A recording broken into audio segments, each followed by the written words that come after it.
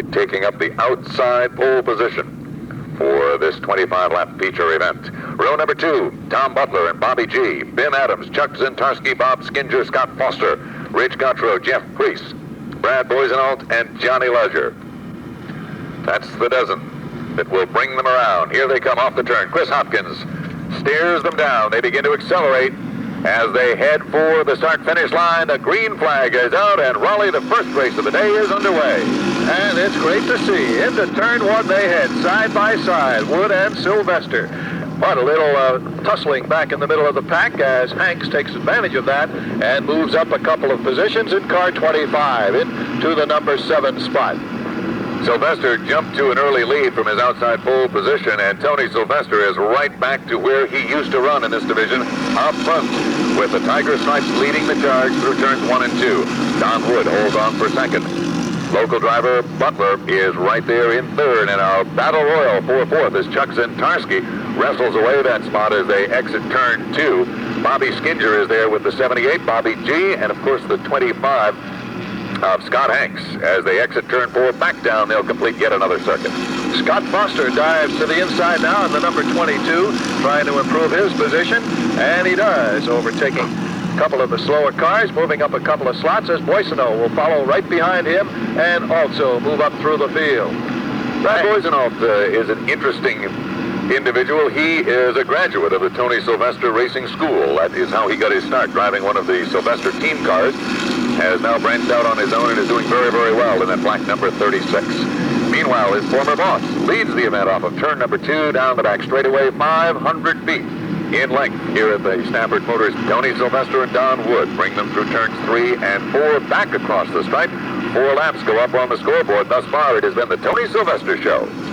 Don Wood looked very impressive yesterday in qualifying. We'll see if he can close the gap. He just bobbled coming out of turn 4, cost himself a few feet in positioning, and Tom Butler will now move up and look to challenge him. Meanwhile, Joe Scatta loses his right front wheel, and that brings out our first caution of the afternoon. Scatta's tire and wheel coming onto the racing surface, presenting a dangerous situation, so Chris very wisely slings that caution very rapidly to our field, and they'll all slack off.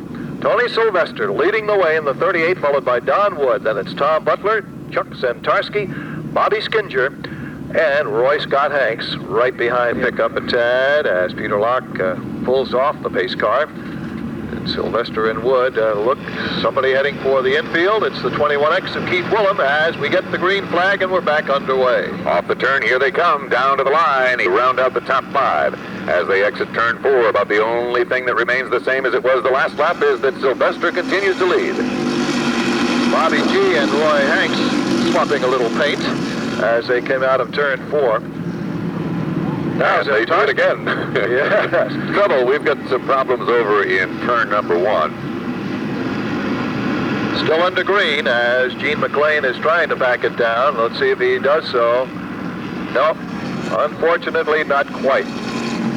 Gene McLean bringing out our second caution of this event. So the 97 machine of driver Gene McLean, and Chris Hopkins is ready to let the field go.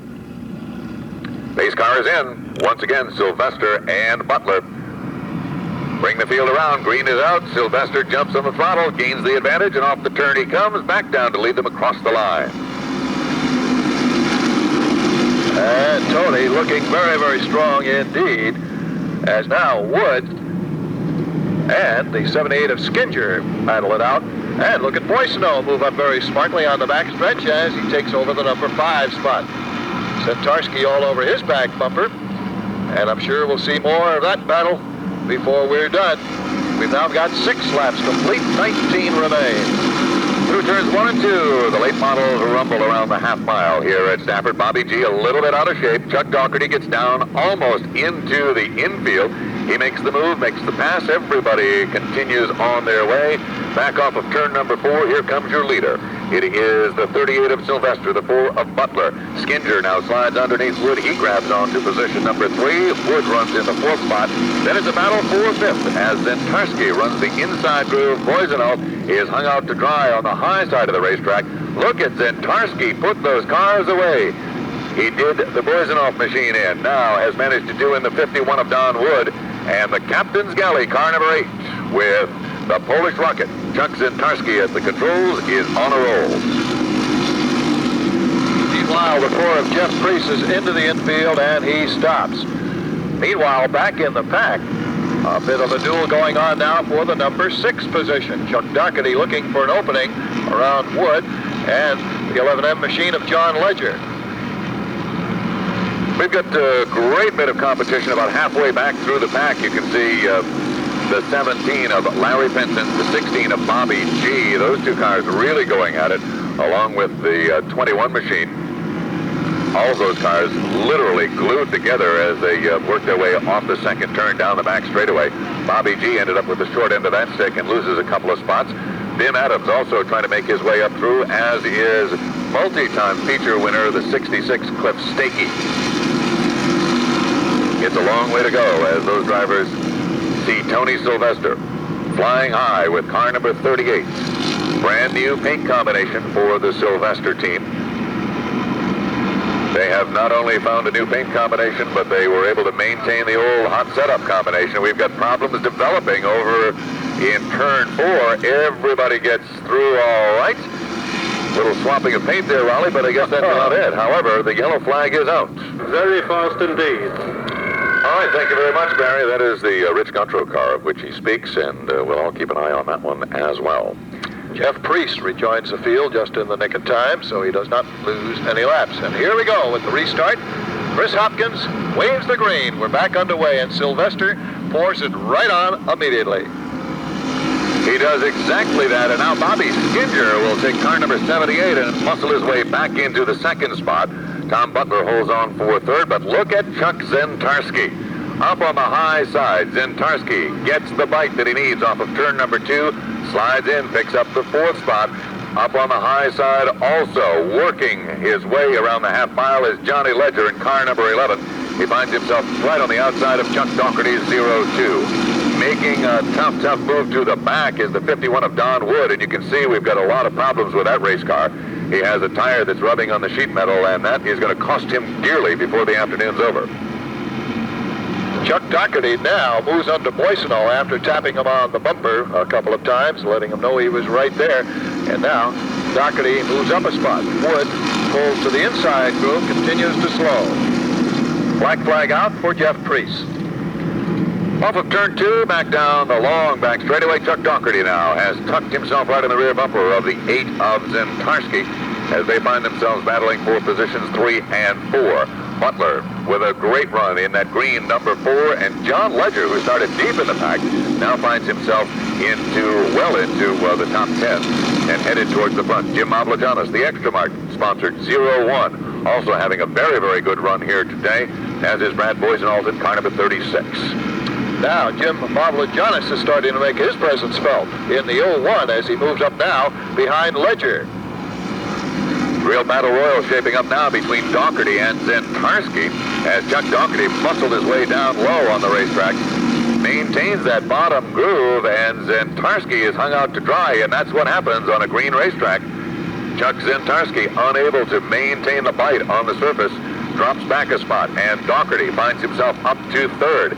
Now, a serious challenge appears to be developing, Raleigh, for the lead as Bobby Skinger has managed to reel in the rear bumper of Tony Sylvester, and Skinger now takes a look to the low side off of turn 2. Here we go, a challenge for the lead as the 78 of Bobby Skinger sticks the nose down low. Sylvester eases the door shut, but Skinger will not be put out. They swap a little paint off of 4 back to the line. It is still Sylvester, but only by inches. Great competition. This time Skinger gets a little bit loose, and Sylvester on the outside. Now it's once again Skinger roaring back down the backstretch. Sylvester holds tough on the high side, but under these track conditions, Skinger certainly has the advantage. Down to the line, he grabs the lead at the stripe. We'll see what things do in turn 1, and as it stands, Sylvester has a good bite through turns 1 and 2, but this time it's not good enough. Skinger is able to motor ahead by about a half a car length. But Sylvester hangs in tough on that high groove. They continue side by side. Skinger now has managed to inch out enough so he can close the door, and Bobby Skinger on lap 18 picks up the lead. Meanwhile, in the pack, Doherty, of course, is running third and closing the gap, we might add. And Zentarski is now getting a battle from John Ledger in the 11M. But it's far from over up front, Raleigh. Look at that. Sylvester takes the lead right back. It looks like a three-way run for the lead now as Skinger looks in the mirror, and there's Chuck Doherty in car number 02. So it's a three-way run. 19 laps up on the scoreboard. 25 is the distance. It'll be a shootout to the end.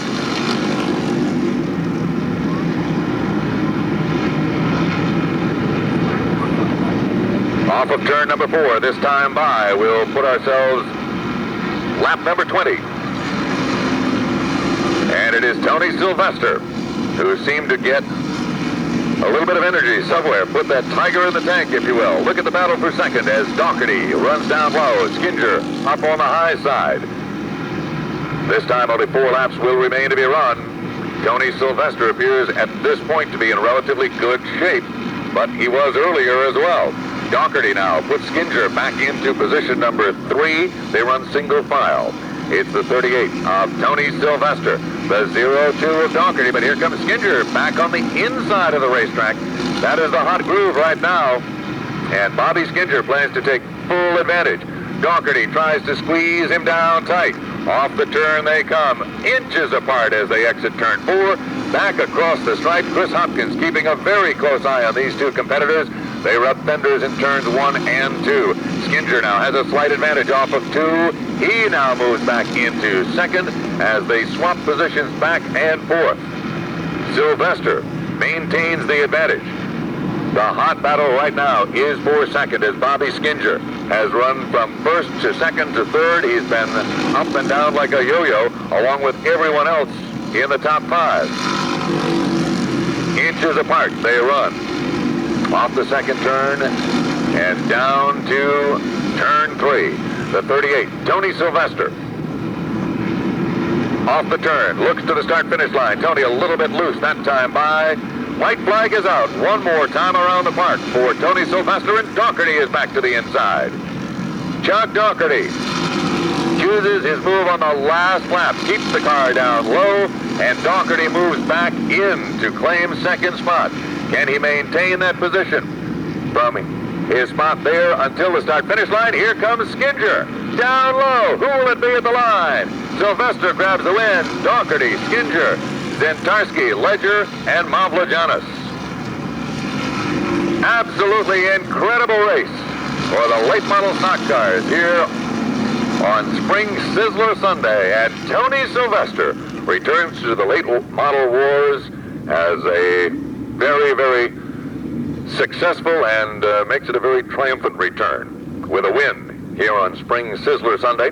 Chuck Doherty, Bobby Skinger, Chuck Zentarski, John Ledger, and Jim Mavlogianis. What a great job those drivers did, swapping positions, swapping paint back and forth, and yet managing to come out with a truly great race.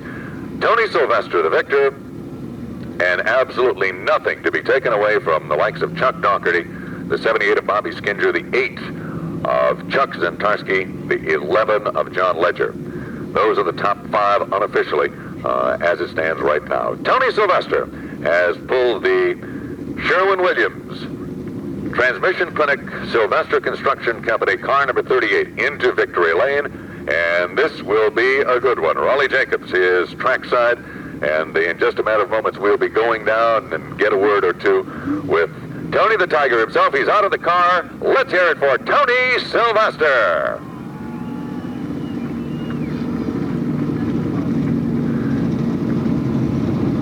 Tony makes his way over to victory lane. Let's go trackside now. Here is Raleigh Jacobs. Raleigh? Yes, sir, Russ. No bigger smile in the house than that on the face of Tony Sylvester. And I guess the best way to say it, Tony, is welcome back.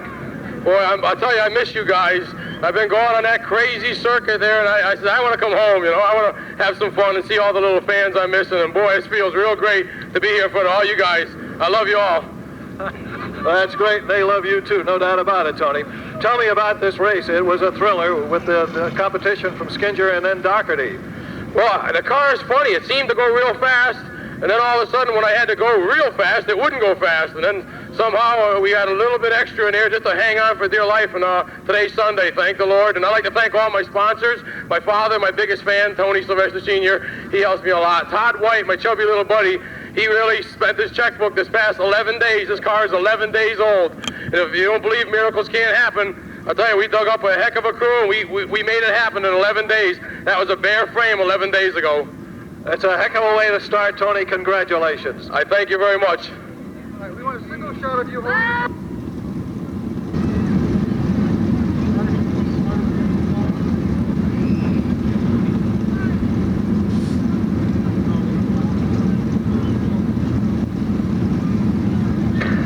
Well, it was indeed a triumphant return for Tony Sylvester as he basks in victory lane on this somewhat cool Sunday afternoon, and yet there's plenty of sunshine in their lives as they're enjoying a victory here this weekend.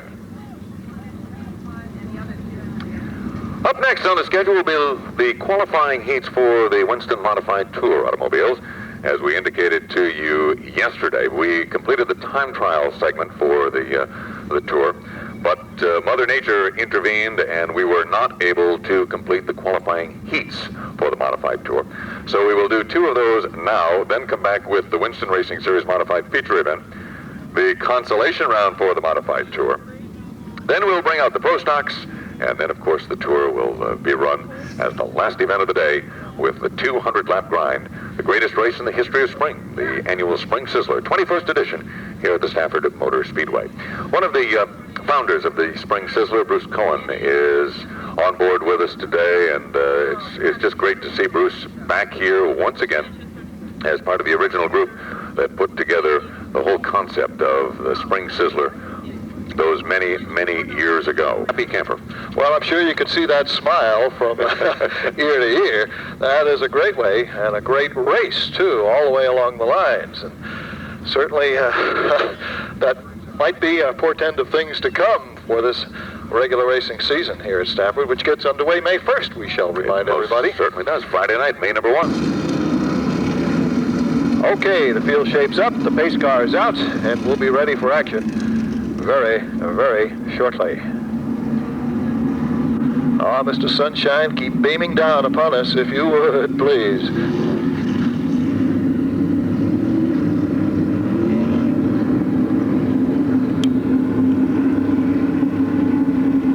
Okay, the pace car now will make its turn into the infield and be ready for action. Nicely grouped. We've got the green. And Rick Fuller is the man with the jump. Really took off on Tom Baldwin. Ray Townsend with a bit of a problem in the 59, drops right off the pace immediately. Chris Amon bobbles a bit. That opens the door for Preston. 3 wide into turn 3. Tight squeeze. Dan Avery forced up into the barrier as DeHunt gets on the binders trying to avoid any contact. And the yellow is out.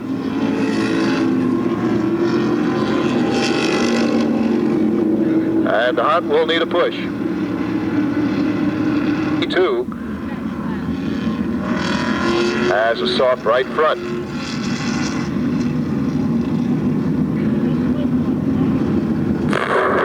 And Barry?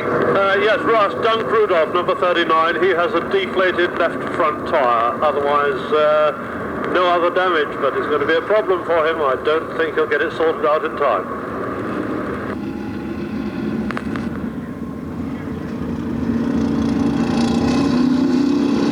Rick Fuller got the good jump on Baldwin that time. Let's see how the veteran driver from Long Island handles Mr. Fuller this time around.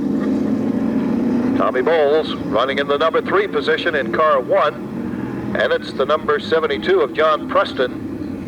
Car 11 in 5th spot, followed by Brad Hightower in the 54.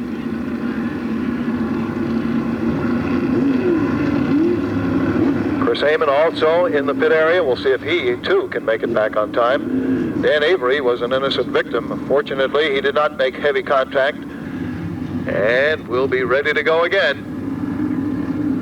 Two great competitors in that front row, and this should be an excellent restart.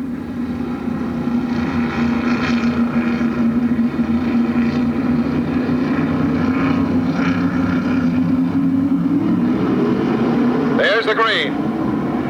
And once again, Fuller gets the bite and takes off on Baldwin. Ed Flemke being challenged now by Brad Hightower on the outside, and Hightower takes the number 5 spot.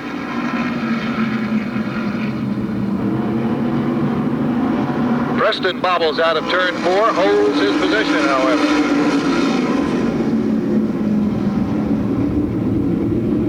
Doug Rudolph now working on George Rodinas, but the 24 of Rodinas pulls away as Rudolph bobbles in turn 2.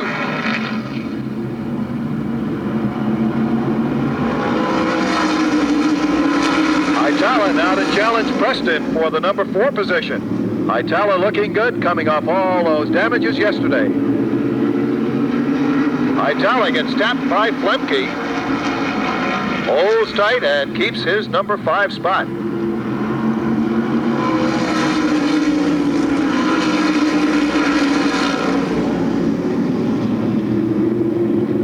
Now Tommy Bowles starts to make his presence felt as he starts to move in on Tom Baldwin. This race far from over.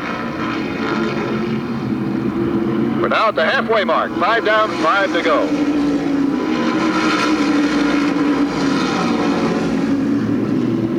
Once again, Hightower puts the move on Preston. Preston again shuts the door. Right now, Flemke is on the bubble. Steve Park now trying to make a comeback here, but he's got a long way to come.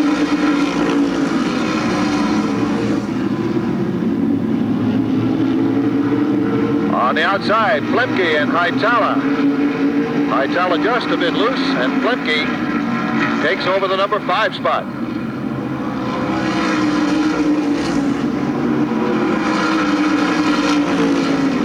We'll see if anyone tries to mount a challenge among our top 3 here, with Baldwin and Bowles pressing Rick Fuller as we come up to 2 laps remaining.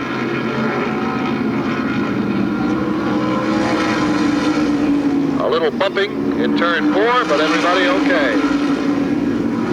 Now Bowles trying to get under Baldwin, not quite, as Fuller now gets a little distance, and here comes Flemke. A good move by young Eddie, and he takes over the number 4 spot from Preston. White flag is out.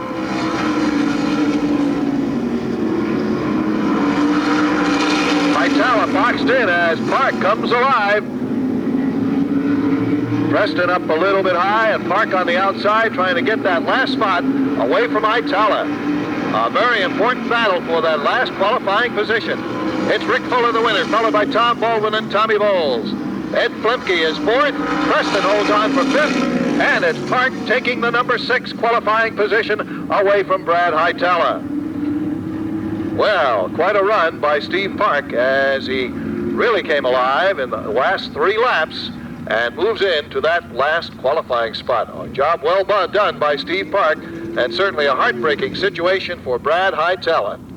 Bush pole competition, or, well, let's see if he can do it from the back of the pack. It'll be a long haul for him. Had a tough year for Reggie Ruggiero as well. Reggie standing only 17th in the point rundown going into this event.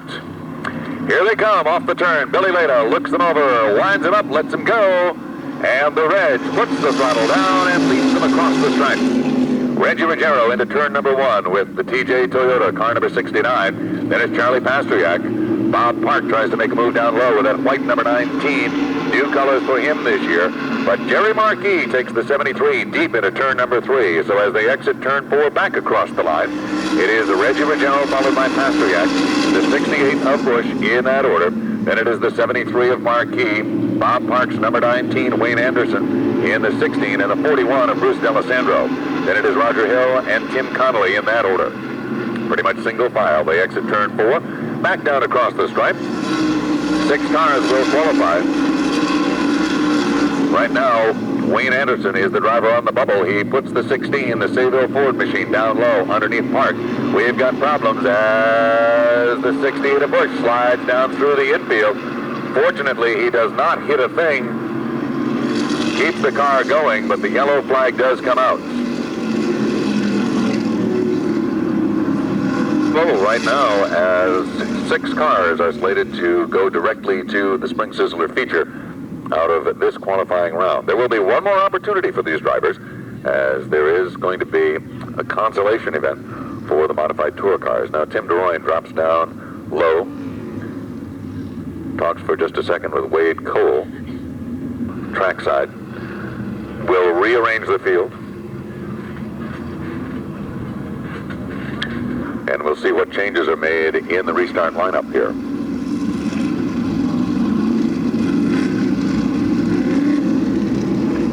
Looks like everyone found his proper starting spot. One of the drivers who knows this speedway probably better than most, Reggie Ruggiero, leads the field around. He drops off the racetrack with a pace car. Here we go. They begin to wind it up. Green flag back out. Pastriak gets a little bit loose on the high groove. Reggie jumps right out in front. And Jerry Markey looks to pick up that second spot on the low groove of the track. He hangs tight down there, but Pastriak gets the bite. And Bob Park now pulls up alongside of Markey to challenge for third. Wayne Anderson waits in the wings with the 16. Bruce D'Alessandro and Carl Pastriak also battling it out. Roger Hill gets out of shape coming off of 4, is able to save it, but it costs him dearly. Wayne Anderson now underneath Park challenges the 73 of Markey. Can't make it happen that time, but he maintains that low groove. Off the turn, back down to the line. Here comes Reggie, followed by Pastriak, Markey, Anderson, and Park side by side. These two competitors have been racing with each other for many, many years on Long Island and on the tour. Wayne Anderson, Bob Park, both Long Island, New York natives. Jerry Markey doing a great job holding off both of these competitors. Trouble as Tim Maroka makes contact with the wall up in turn 3. He drops down out of the groove, and Wade Cole is backed into the retaining wall in turn 1. Well, both ends of the track now, boys, flying about. Cole appears to be okay. Don't think he made any kind of heavy contact with that wall. Don't see any markings on the wall, for instance, but he'll move into the pit area to check things out. Here we go, Ellie.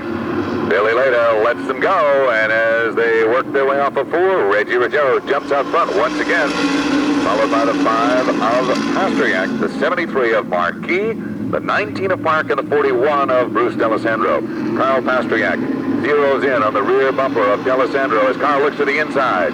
Can't make the move that time. Wants to finish in the top 6 with that black number 75, the Coors Light machine, as Bruce finds himself right on the bubble as the final qualified car for today's feature event in this race. Meanwhile, Reggie has the advantage up front as Wade Cole has once again made contact with the first turn concrete wall, bringing out another caution.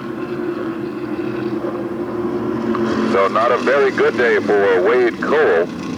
He is able to, for the second time, miraculously drive away from that situation.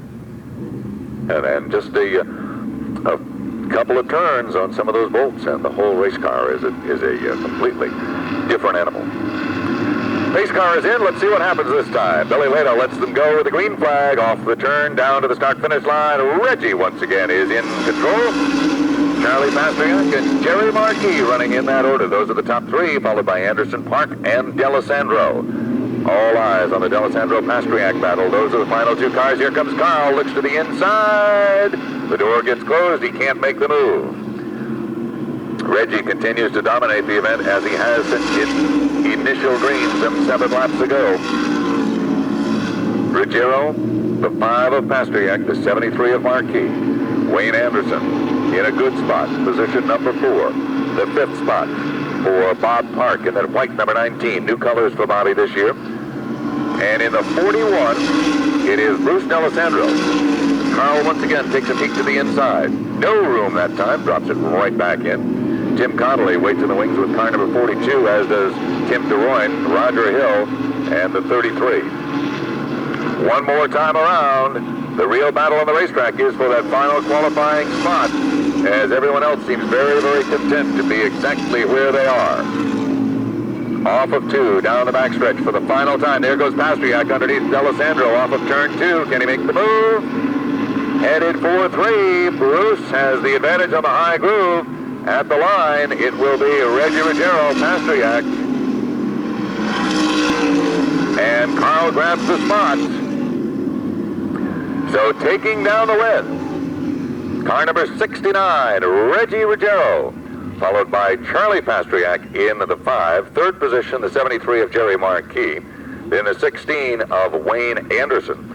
The 19 of Bob Park rounds out the top 5 at 6. We'll look to the consolation round, which is slated for just a little bit later on. Well, I guess we have to give Carl Pastriak the True Grit Award in that one. Certainly displaying great determination as he overcame the problems, first of all, of having to get the car ready today after hitting the first turn wall yesterday, and then working from the last starting spot and coming through at the wire to get that last qualifying point. Is Ron Rocco, car number 13.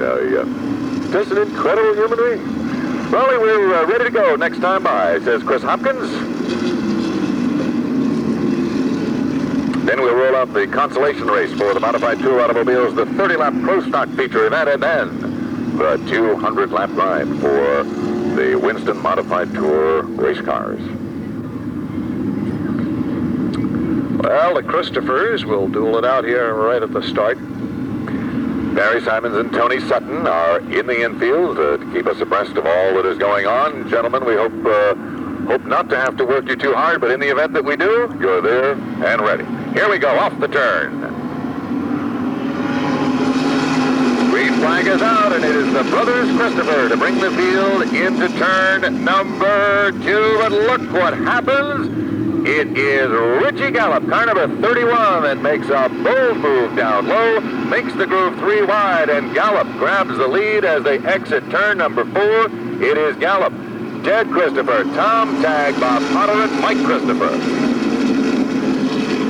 A terrific move from Richie Gallup in car number 31. Meanwhile, the battle shaping up for position 4 as Potter finds himself haunted by the 82 of Mike Christopher. Michael up high with a brand new paint scheme this year. Thinks better of it, tucks right back in on the rear bumper of Potter.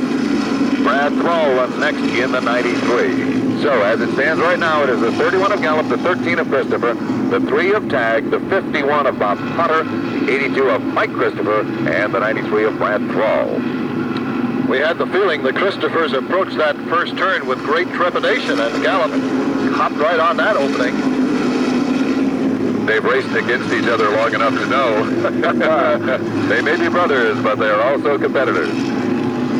Bobby Potter up to the outside, makes it look easy as he drives right on by Tom Tagg. Potter puts the Jake Beetham car number 51 into position 3, and now bears right down on the rear bumper of Teddy Christopher in the Sanitary Services number 13. Potter looks to the inside. He is absolutely hooked with that race car, Raleigh. Oh, man alive. And I'm sure Mr. Gallup knows this race is far from over as he looks behind him. Oh, and around goes Lombardi. The 78X is still running, and Steve appears to be headed back out onto the racetrack. We'll see if we can remain under green here. The question is, did the car stall? Maybe it did, and apparently it did. Yellow flag is out. So Steve Lombardo brings out the first yellow flag of the event. And what a surprise that first lap proved to be, as Mike and Ted Christopher went side by side into turn number 1, and right out of nowhere came Richie Gallup. Well, Russ, brief report from midfield. Pat Chambrello, mechanical problem of some sort. He's taken his car back to the pits. And John Sneed, 55, who blew his engine at the last minute last night and put a new engine in overnight, working on it furiously this morning, but obviously it just... Gary, we've got problems in turn number 2. Sorry to interrupt, but we've got a car going around in turn number 2 just after the green flag came out. We've also got a couple of cars involved in a mishap in turn 1. It appears to be the Jamie Steele automobile. Ted Christopher went around with the 13. The 35 car of Bernie Singer also involved. The 3 of Tom Tagg and car number 22. Pace car pulls away. Richie Gallup jumps on the throttle just as the green flag comes out, and Gallup will bring them off the turn back down to the line. Richie Gallup, Bob Potter, and Mike Christopher. They head back for turn 1. Gallup has the advantage. Here comes Potter. Bob Potter, running like he is on rails here today, has moved his way from the 6th starting spot up to 2nd, is now challenging Gallup for the lead. They head back to turn 1. Gallup down on the low groove. Potter takes a look down there as well. We're shuffling the deck deeper in the pack as Kenny Johnson and Moose Hewitt come through. Zambelli goes around with the 18. And problems with the number 99, the Greg Tinkham car, as well. Earl Lateral slowing on the back straightaway, and all of this activity brings out yet another caution. So Tim Zambelli, car number 18, back. Got a little mix-up in the back of the pack as to who belongs where, but... Green flag back out. They exit turn 4, and once again, Raleigh, it is Richie Gallup. Gallup keeps the car right down to the bottom of the racetrack, and the 51 of Potter now runs 2nd. Here comes Bob Georgiadis. He looks to be outside of the 82 of Christopher. Into turn 3 they go. Georgiadis looks way up high on the racetrack. Christopher maintains the low groove. Brad Thrall is right there knocking at the door with the 93, but here comes Steve Jawanski.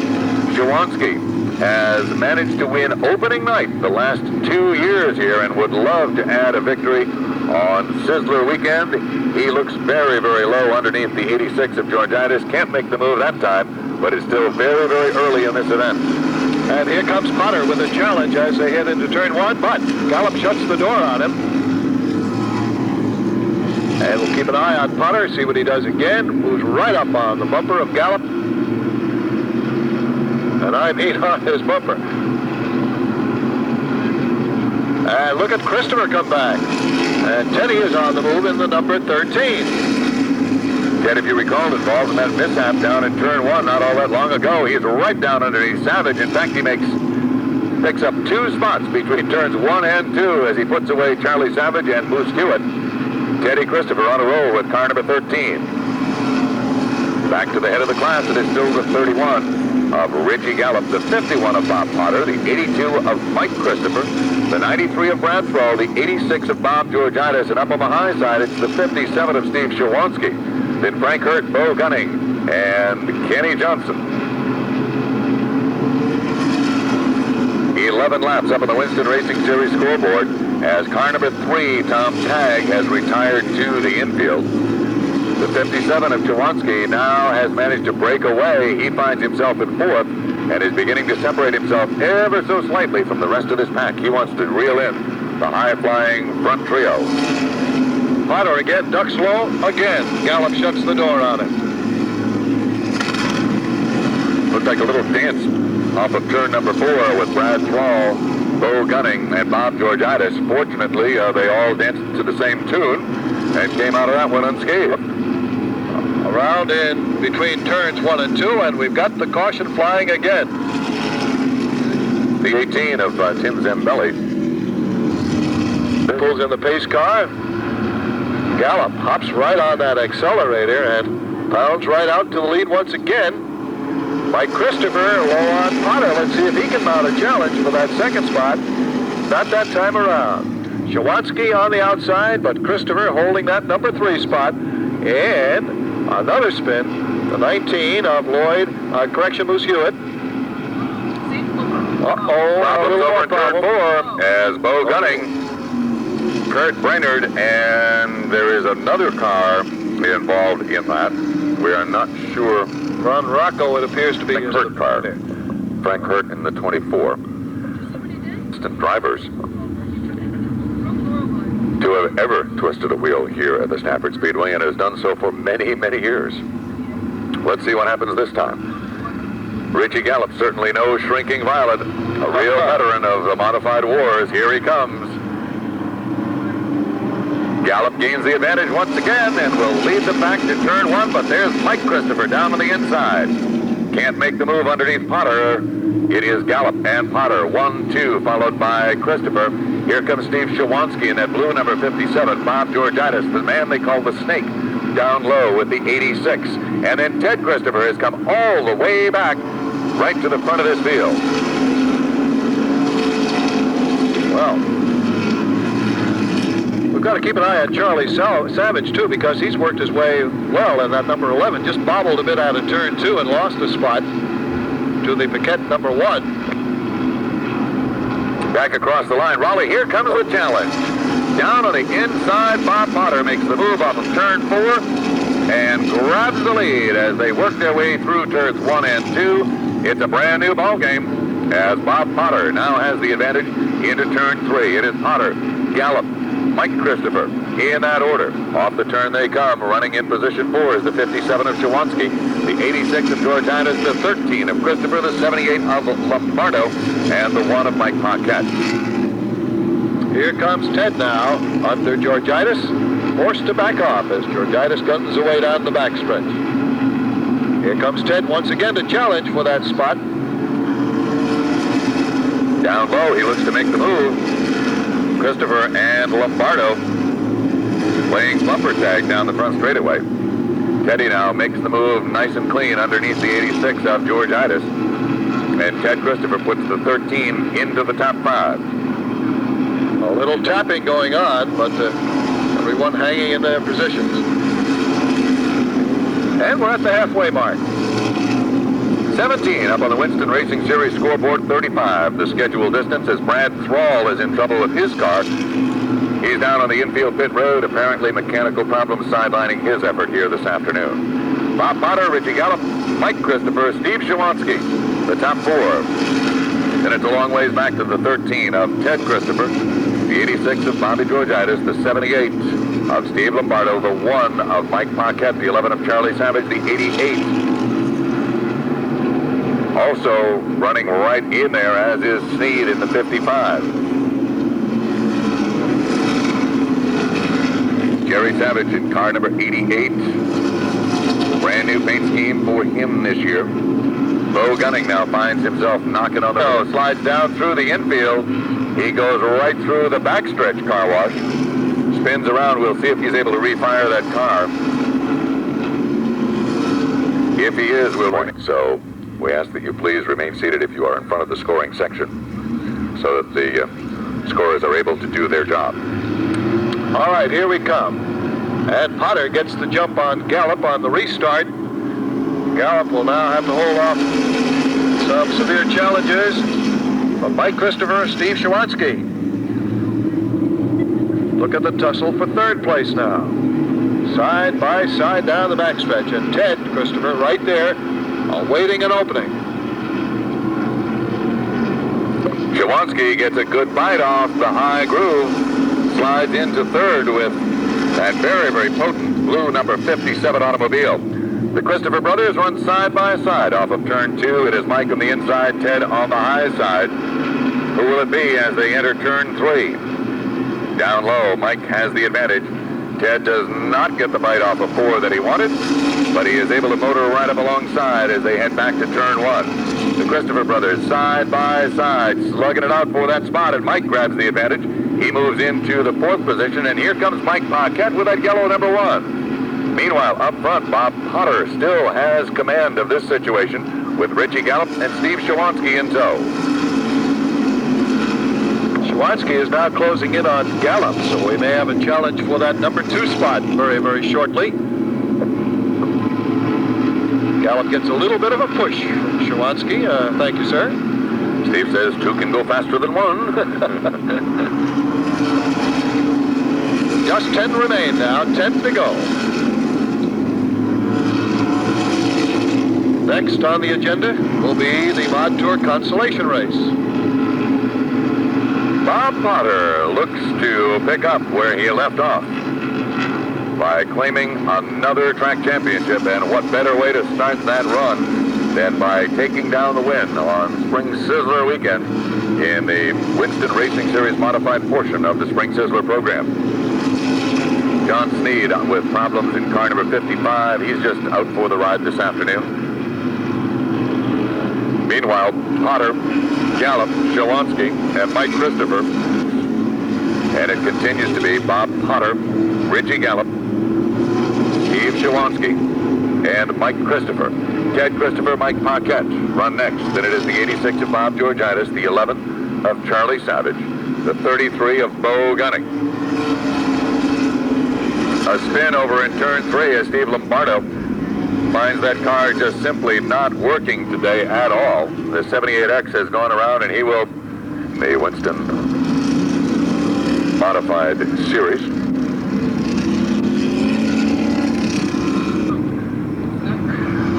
We have a new record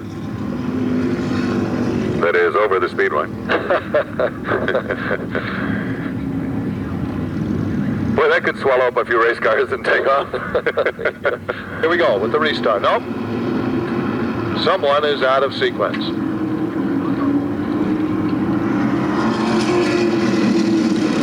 It's an interesting thought. It is the 51 of Bob Potter. The problem seems to be to fight Mr. Potter with. And it looks like Bob Potter has the coffee to do it. Off the turn they come, back down to the stripe. Potter and Shawansky now set the pace. They run 3 wide momentarily on the front straightaway as Ronnie Rocco experiences problems with the 13. He is very, very slow on the racetrack.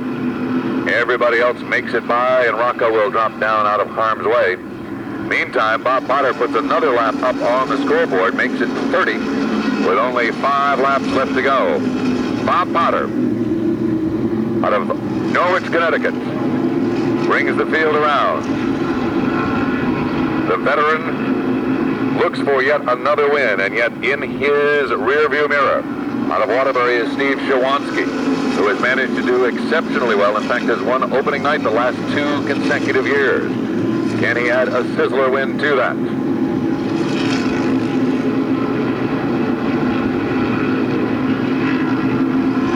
They head back across the line. 1 more lap goes up on the scoreboard. Next time by, we will find ourselves with 2 to go. Shawansky peeks to the inside. Potter automatically closes the door, and Shawansky will have to do it on the outside if Potter has his way. They come up on the lap car of Ron Rocco. Rocco drops it down low. Everybody zips right on by on the high side. Eddie Christopher and Mike Christopher playing bumper tag as they work their way down the front straightaway. It is Potter, Shawansky, and Gallup running 1, 2, 3. Then the brothers Christopher, Ted, and Mike in that order. 1 more lap around. White flag is displayed for Bob Potter. Rick Bennett has gone around with the 83. We'll see what happens if we remain under green. The answer appears to be yes, as Bennett's car is. The answer is no. Bennett's car apparently just up into the groove, and we have to go to caution on the final circuit.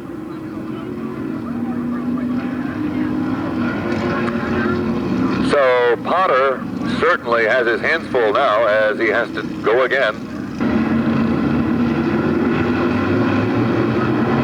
Pace car barely makes it in. Green flag is out. A picture-perfect restart.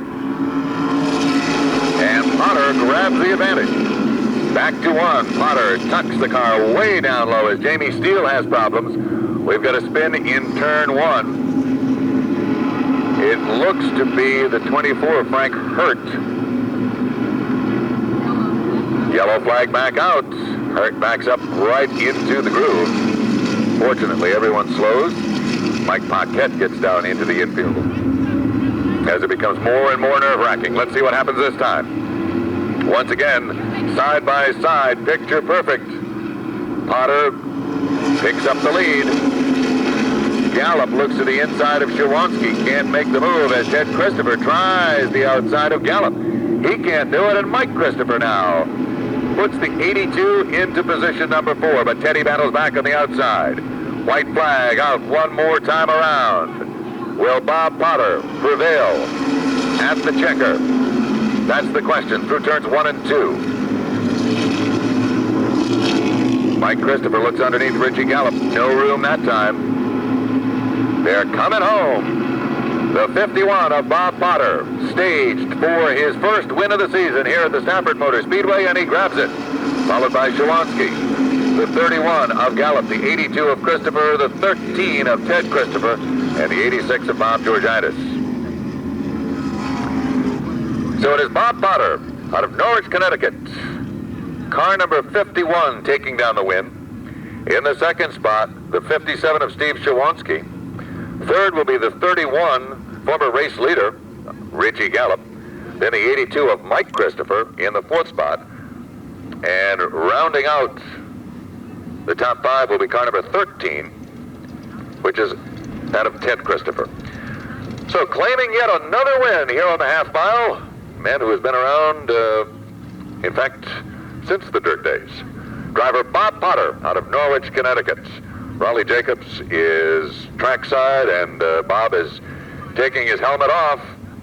Receives congratulations from Armin Nadeau and from Chris Hopkins. All the photos being taken as Potter basks in the sun-filled victory lane here this afternoon. Winner of the Winston Racing Series Modified Feature, Bob Potter. Bob being congratulated by friends and by the crew. He'll make his way over to the victory podium where Raleigh Jacobs awaits. Raleigh? Okay, another big smile heading my way. Bob, I'm sure the last thing a leader in a race wants to see is a caution lap with 1 or 2 laps remaining. I know, I couldn't believe it. I just wanted this race going to get over. We're just coming down for the checkered flag, and a couple times and it happened over and over and over again. I just was hopeful and grateful that nothing turned out bad and everything went good for us. Well, there's no doubt about it. This is the proper way to start a season. I'm sure psychologically it sets the tone for you now as you get ready for the regular season. Oh, yeah. I'm real happy for everybody. I tell you, the guys did a heck of a job, and, yesterday our car wasn't going as good as today, but I'm happy for everybody, and hopefully we'll be here again next week, next race. I know, chatting with you for a short bit yesterday, Bob, I had the feeling that this team was ready. Well, we got the car done early this year, and we figured we was going to be right there, right on the start, and try to be a little bit closer than what we sometimes we normally are. But everybody worked hard, and we were ready for it. Now, your duel with Richie Gallup and then with Steve Shawansky certainly were the highlights of the race, and that move on Gallup was a good one. Well, I was trying to drive in as hard as I could, and I figured if I get him up, get a little bit of a push in him, I could get him on the bottom, and he looked like he was getting pushy in a little lassie, so the harder I drove, hopefully I was trying to get him to go in a little deeper, which he did, and got by him. What was your thinking today, Bob, coming in with the weather conditions? With here we have sunshine now, we had the clouds, certainly a lot of dampness earlier. What was the team's feeling? Well, we made a few changes in the setup just because of the warmer weather, and it seemed to work out pretty good. It was right front was bouncing a little bit at the end, but not enough to really affect it. Congratulations, Bob. A great way to get the 92 season started. Thank you very much.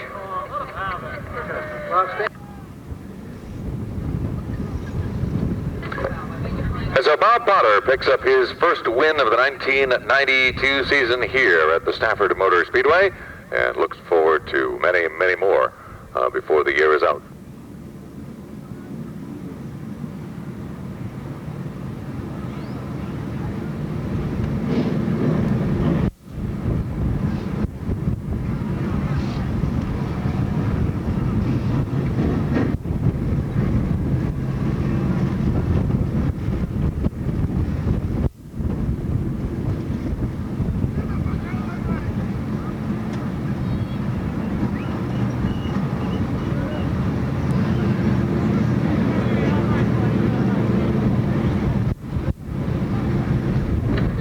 Race car is staged down turn number 1, awaiting the arrival of the Winston Modified Tour automobiles that will be coming out for their Consolation round. We were this morning anyway. Okay, we're about ready to roll them. No, we have nothing else to report from infield. Even on the last event, there was virtually nothing to say.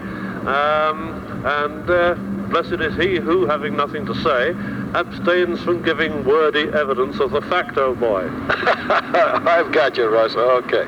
Here we go. Hightower with a good jump on D'Alessandro. Avery right behind him.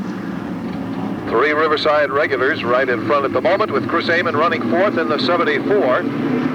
Connolly moving up on the outside overtakes Tim DeRoyne to take the number 5 spot. But remember, 4 is the big number in this event. 1 lap down.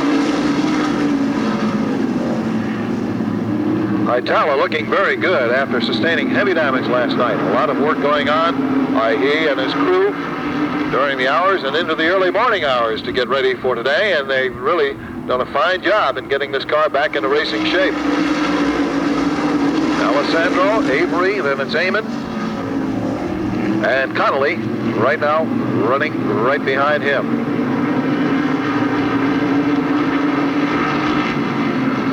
Ed DeHaan way in the back of the pack in the 39, trying to make a move up. But Roger Hill in front of him, also looking very strong.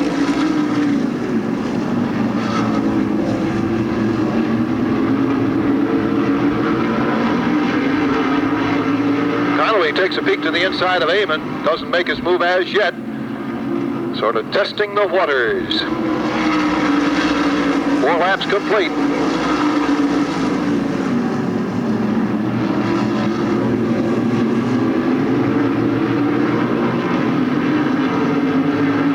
Hightower slowly building his lead over D'Alessandro in the Mario Fiore car. Okay, 5 down and 5 to go.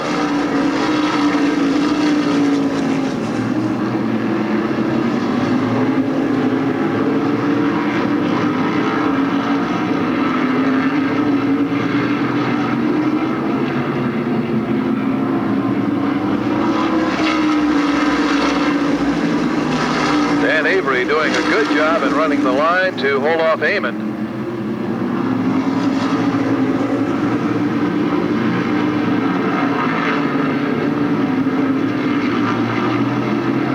Ed DeHaan into the infield in the number 39. Just 3 laps to go now.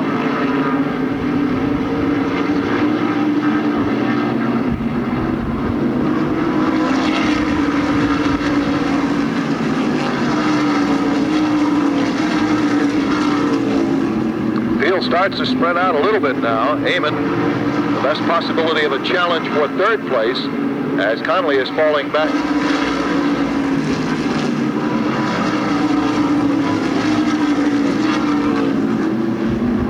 Down the backstretch, Amon will give it one more try.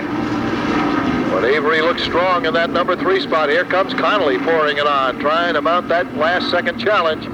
But it's Brad Hightower at the line, followed by Bruce D'Alessandro, Dan Avery, and Chris Amon.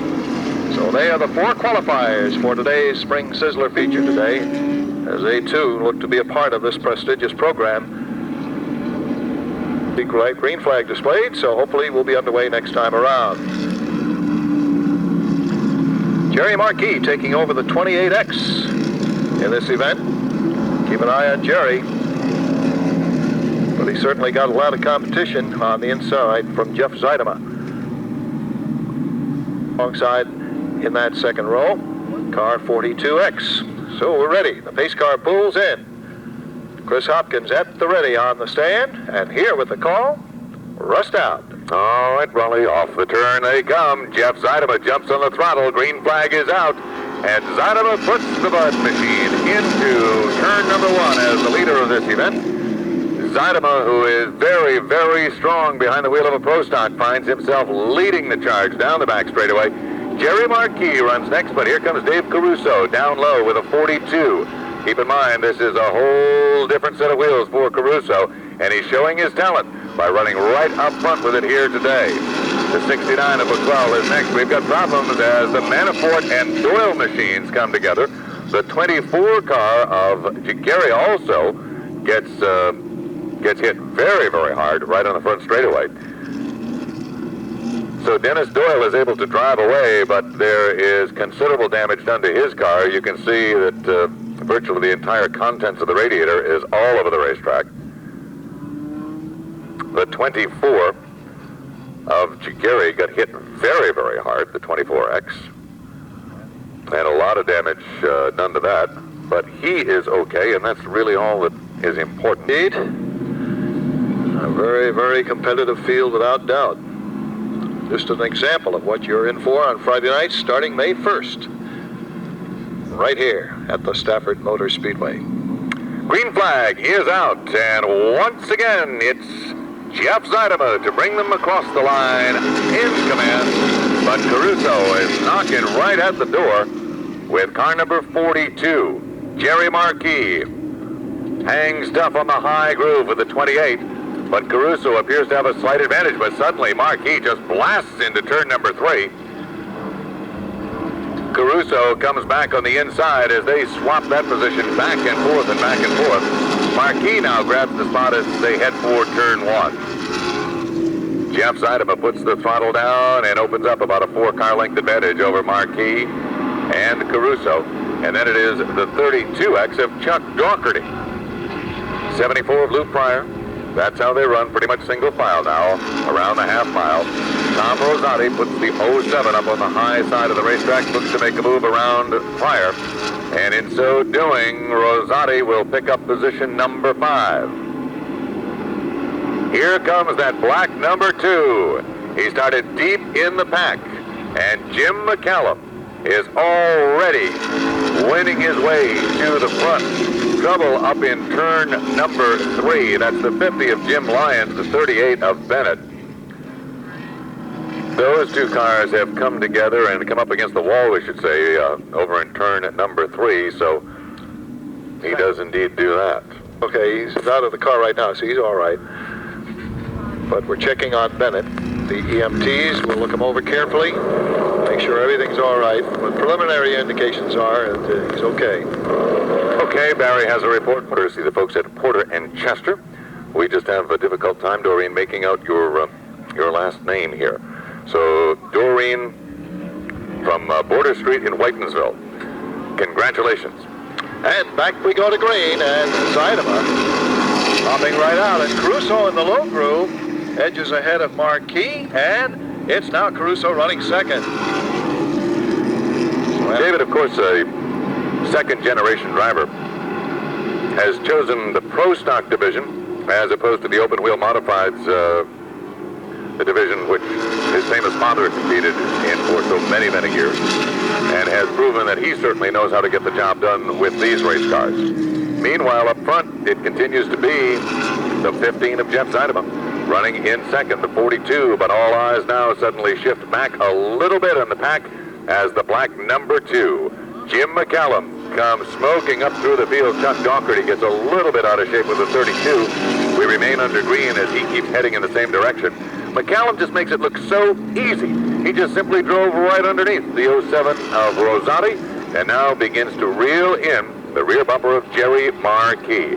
Here comes McCallum off of turn number 4. Jimmy is on a roll. And you can certainly bet those 3 boys in front of him know full well that Mr. McCallum is on the run. Zeidema, Caruso, Marquis.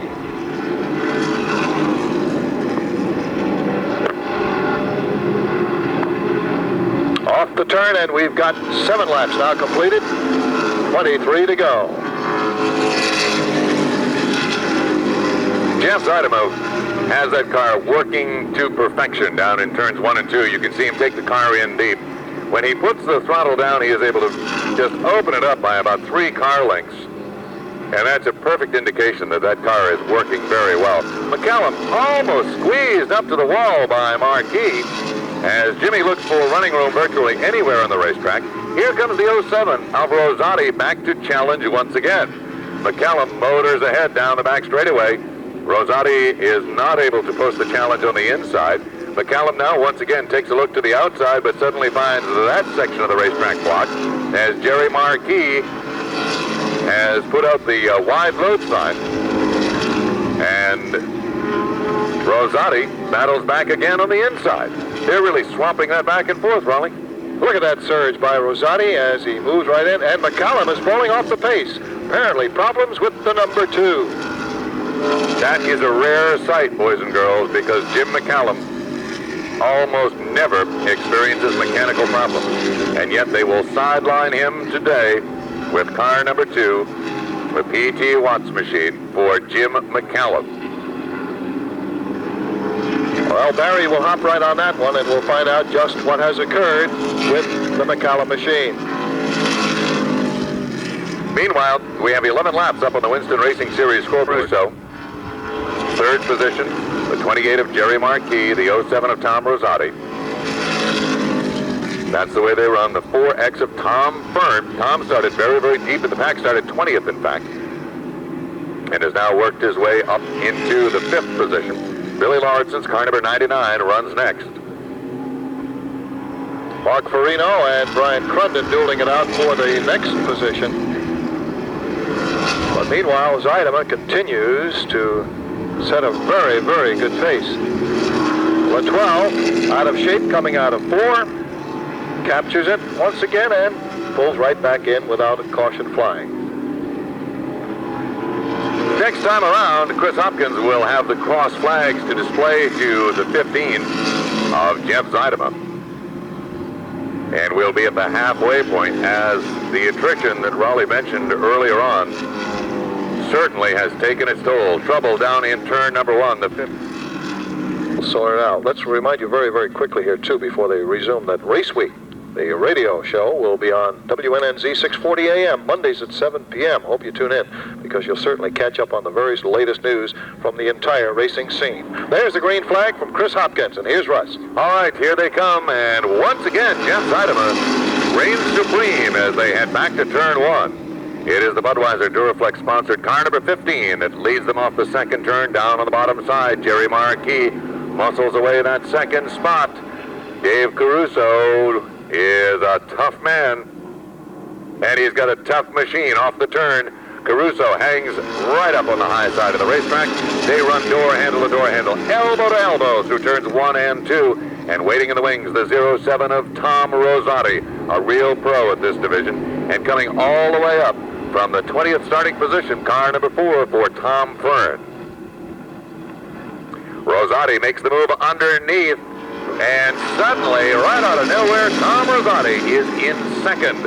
From 5th to 2nd in no time flat. Tom Rosati on a roll with car number 07. Then it is the 42 of Caruso, the 4 of Fern, and then the 28 of Jerry Marquis. Bill Lauritson in the 99, the 74 of Louis Pryor. 17 laps up on the Winston Racing Series scoreboard. Raleigh, we're in the second half, and we're headed home with Jeff Zuidema leading the way. Zuidema down the back straightaway in very, very good shape in this 30-lap feature event for the Pro Stocks. Jeff Zuidema, Tom Rosati, Dave Caruso, Tom Fern, Jerry Marquis, Billy Lauritson. Running pretty much single file now as they settle in during the middle portion of the race. With about 6 or 8 laps to go, you'll see them begin to put a lot of serious pressure on one another again as they see the checkered flag not all that far away. Zuidema trying to build up a nice comfortable lead with car number 15, and thus far he has been able to do that almost at will. With a peek underneath Caruso. Can't make the move that time, but suddenly Jerry Marquis is right back in the thick of things. He looks to be outside of Fern. Bill Lauritson has a great spot sitting back there watching all of this happening. One of the best seats in the house, behind the wheel of car number 99. There goes Fern once again looking underneath the Caruso car. No room that time as Dave is able to motor ahead through turns 3 and 4. Meanwhile, Jeff Zuidema and Tom Rosati have pulled away and are running pretty much by themselves at first and second position, respectively. The 42 of Caruso.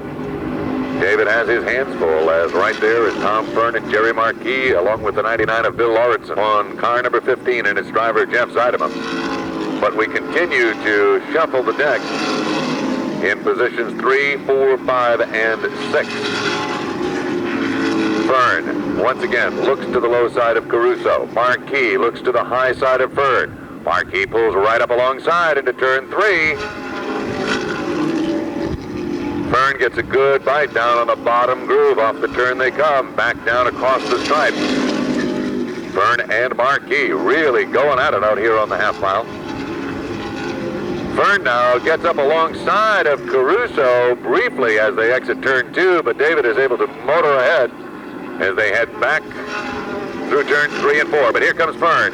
He's got a good position off of turn 4. Question is, can he hold it? Caruso able to get a slight advantage into turn number 1, but Fern is right there, applying the pressure. Off of 2, down the backstretch. The engine underneath the hood of car number 42, the saving grace for Dave Caruso, as the car obviously is not handling the way that it should be. 28 laps next time by.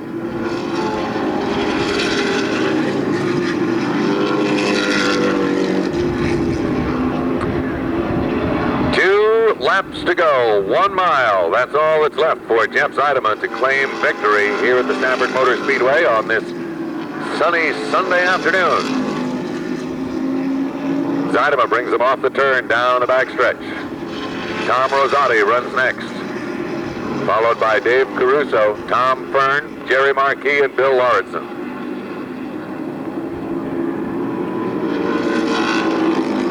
White flag. Final lap.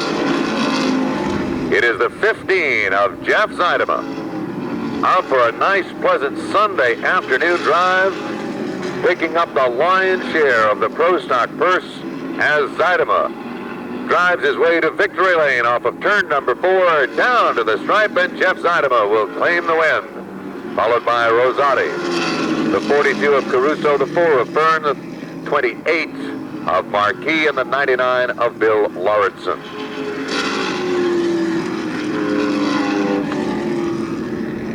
Started 11th, managed to work his way right up through to finish second. Next was the 42 of Dave Caruso. A great run for Tom Fern in car number 4, as he too had a long, long way to go. He started 20th on the grid and worked his way up to 4th. Jeff being congratulated by friends, crew, and he will go immediately to the podium where Raleigh Jacobs is there to greet him. Raleigh? All right, Russ, down here with Jeff. I guess pretty much we can say, Jeff, ho-hum. No, you can never say ho-hum. The car ran real good today. I'd like to thank the sponsors, Budweiser and Duraflex. I'd like to thank Ray Carlson. He does the chassis work. And I'd like to dedicate this race to my father, who had a heart attack about a month ago, and he's recovering real nice. Oh, great. That's very good to hear, Jeff. Certainly you had your early duels, particularly with Jerry Marquis, and then a little later on with Dave Caruso, and I'm sure those were the most moments of concern for you in that one. Well, when you get Jerry Marquis, he's the Northeast Regional Champion, and you always got to be tough with him. And the best thing I could say is they're both clean drivers, and we knew we'd come down to racing, and we had a better starting spot, and everything worked out good for us today. As for the regular season, any particular thoughts in mind as we head into it, Jeff? Well, we've probably got a month here at Stafford, and from there, I don't know where we're going to go, what we're going to do, but I'm looking forward to a good year. All right, very good. There's no doubt you had the car set up right, because it's certainly very, very smooth all day long. Yeah, the car was perfect. We didn't get too much warm-up in yesterday with some bad weather, but Stafford did a nice job. They got the show winning. All the fans were patient, and thank you. All right, and congratulations, Jeff. A very strong run for you, and a good indicator of things to come, I'm sure. I hope so. Thank you. We need a single shot of you first. All right, so Jeff Zeideman enjoys victory lane here at the Stafford Motor Speedway. If you check to see if you have lost a set of keys. Now, if you lost these babies, you will know it. Check to see if you have your keys, because we have them here in the announcer's booth. We have a set of keys here. In the event that you get to your car and find that you don't have your keys, they will be in the track office after the race program. So check to see if you have your keys, if you can identify them. If you don't have them, and you can identify them here, We'll gladly reach people sitting near the scoring section, which is directly in front of the announcer's tower. We ask that you remain seated at all times during the running of the event.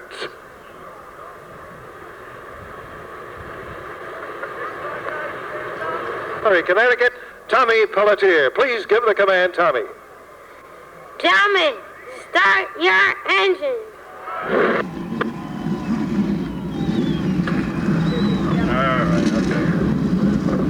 The ground pounders come alive on the front straightaway here at the Stafford Motor Speedway. And ladies and gentlemen, we are set. Covering the action in the infield will, of course, be Barry Simon. And we are just about set to have this field rearrange itself up front, putting Jan Lady on the pole.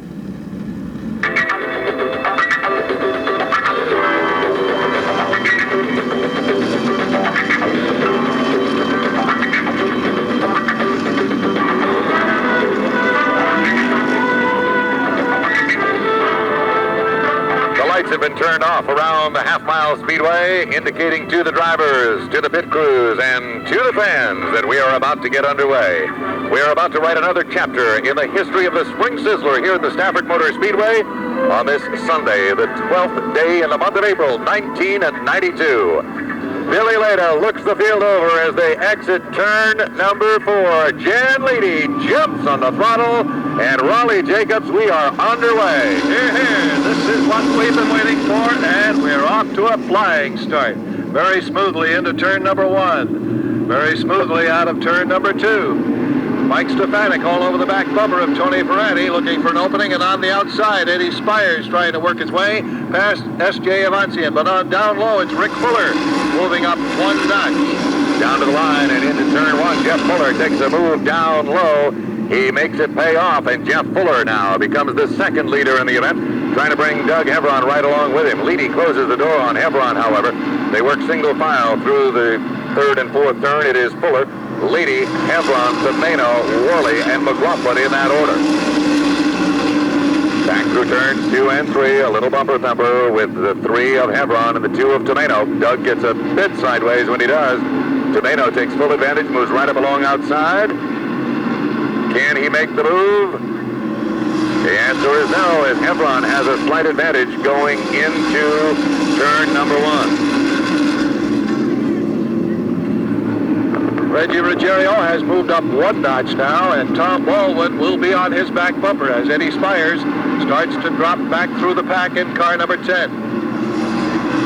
Doug Hevron and Jamie Tomeno continue to duel it out for that number 3 spot. Hevron down low, Tomeno up high. Jamie gets the Danny's Market machine inching ahead into turn number 3.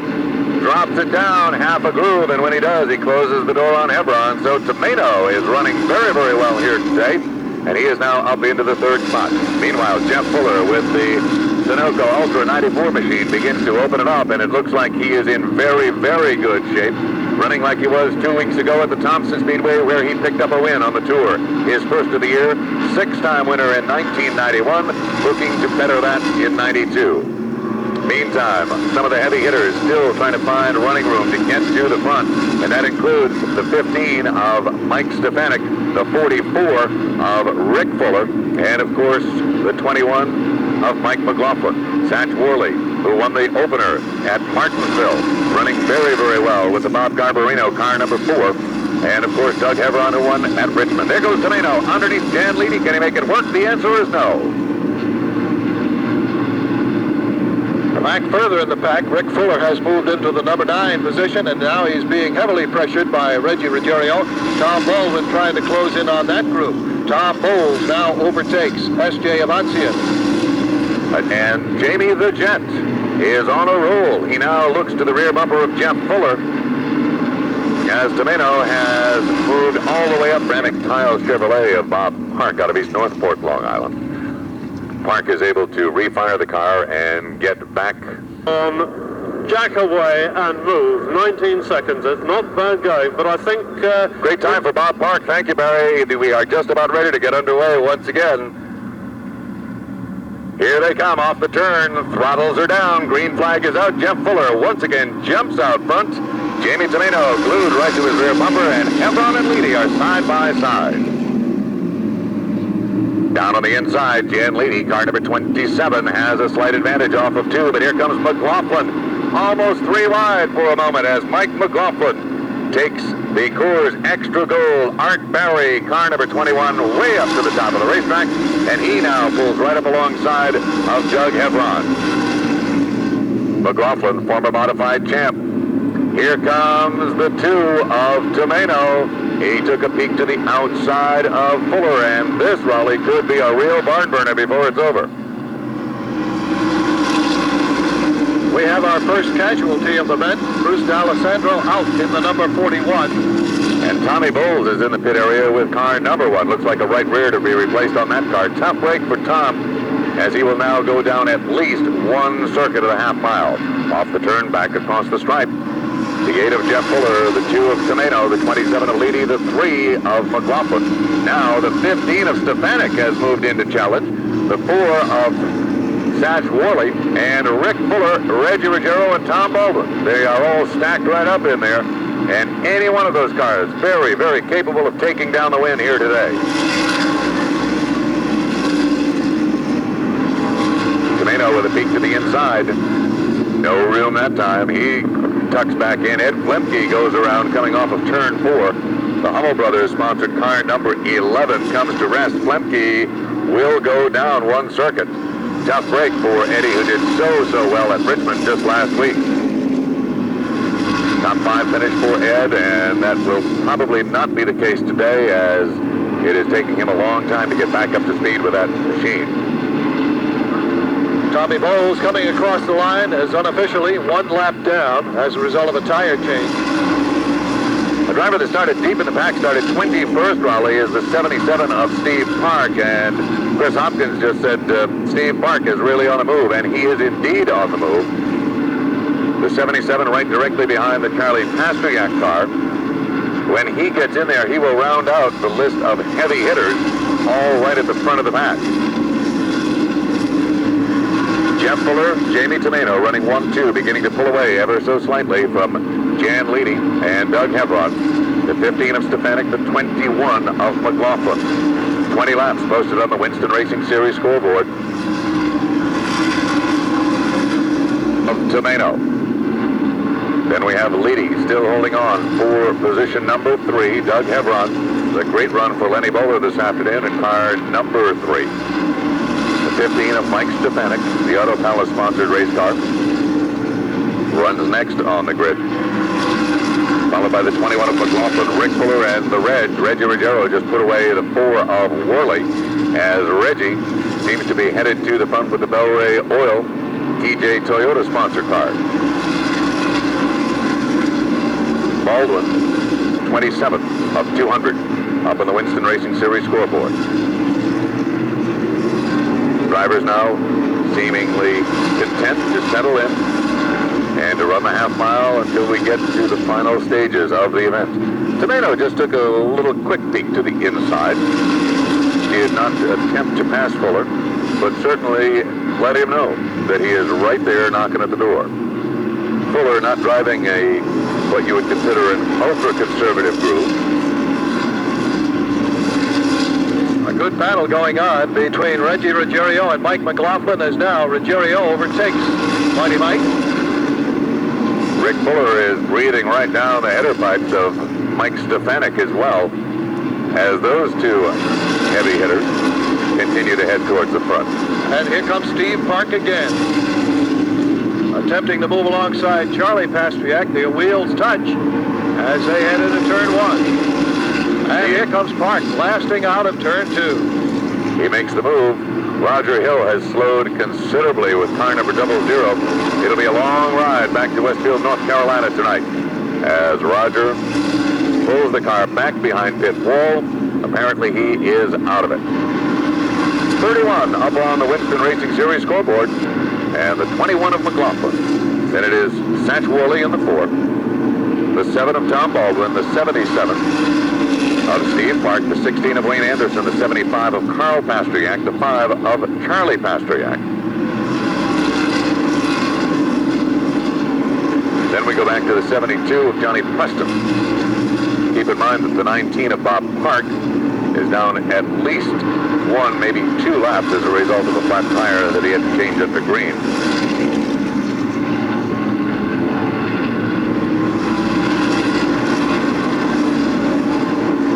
Laps continue to tick away, and at this stage of the game, Raleigh, the drivers are apparently very content to ride this out and get through about the first 125, 130 laps before they begin to again riding down through the infield. Or is that Brad Hytella? That is the Brad Hytella car number 54, not the 74. Billy Leda is keeping an eye on that to see if, in fact, that car moves. Yellow flag comes out just as Brad refires the car. So the driver out of nearby Enfield, Lap 30, and I put a stopwatch on Jeff Fuller just now, the leader, and he was lapping in 19.4 seconds. Let's see if he can do it again. Thank you, Barry, as the green flag is back out. Jeff Fuller takes the field back to turn 1. And look at Rick Fuller now, about a challenge on the outside for that number 4 spot, held by Jan Leedy. Reggie Ruggiero right behind Rick Fuller. Mike Stefanik down low, trying to hold his spot. Fuller got almost hit right up against the wall as the Reg is right there as well. Some heavy hitters doing serious, close combat around the half mile here. And Fuller is letting it all hang out with the number 44. Off of turn 4, back down the front chute. Fuller and Stefanik side by side. Mike grabs the advantage, takes over the spot. Jeff Fuller leads. Jamie Tomeno is second, but look at Hevron come up and tap the rear bumper of Tomeno. A lot of action out here on the half mile. Contact between Ed Flemke and Dan Avery in turn 4. Avery is okay. He's starting to move back onto the grid. And Flemke doing likewise. He'll have to move in a hurry, however, to avoid that caution. And Flemke will lose more laps.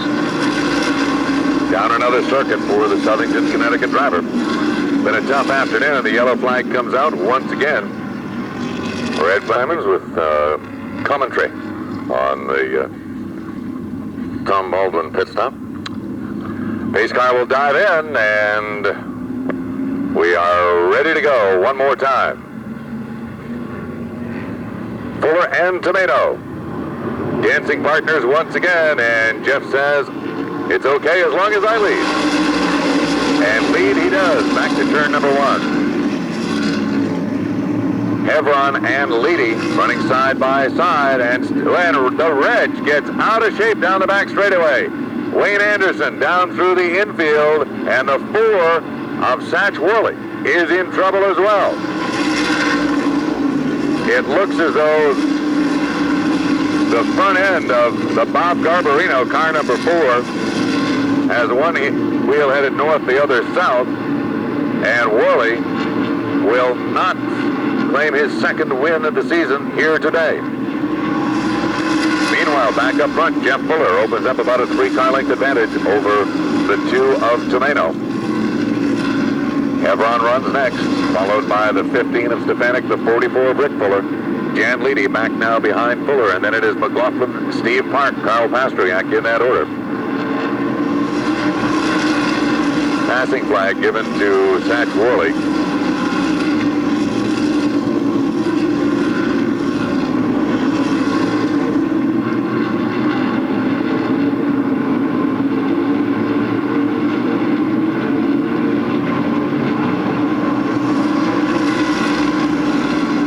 Staying out there, apparently hoping for a caution somewhere along here very quickly. Fuller continues to be the man to beat here this afternoon. Jamie Tomeno runs next, followed by Doug Hevron, Mike Stefanik, Rick Fuller, Jan Leedy, and Mike McLaughlin. Then it's the 77 of Steve Park and the Reg.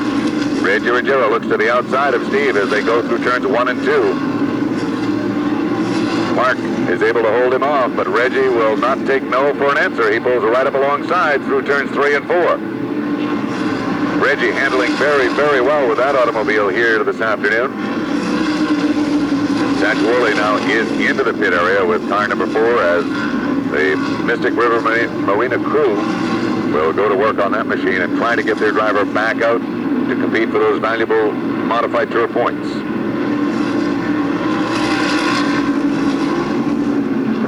The next battle will be between Tomato and Hebron as they now dice it up out of turn 2. Here comes Hebron on the outside. Stefanik will be right there looking for any kind of an opening that presents itself. Once again, Hebron trying to get to the outside, unable to quite muster it up as they go into the first turn. McLaughlin, meanwhile, starting to work on Jan Leedy. Hebron looked to the inside that time. Tomato shut the door quickly.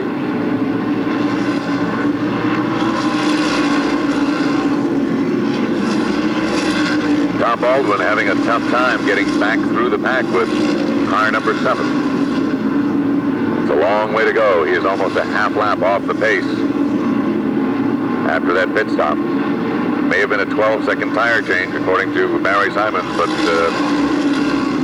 it has not apparently solved whatever problem. Up on the outside, Jamie Tomato, down low, Mike Stefanik, Rick Hyde. Hebron wants to put Tomato away and can't do it. And yet he certainly is giving it the old college try. The 4 of Satch Worley back out onto the racetrack.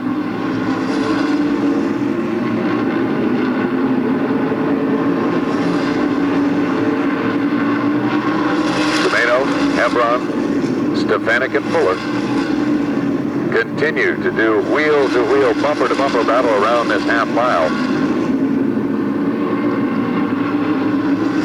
Everybody just glued to that 4-way race.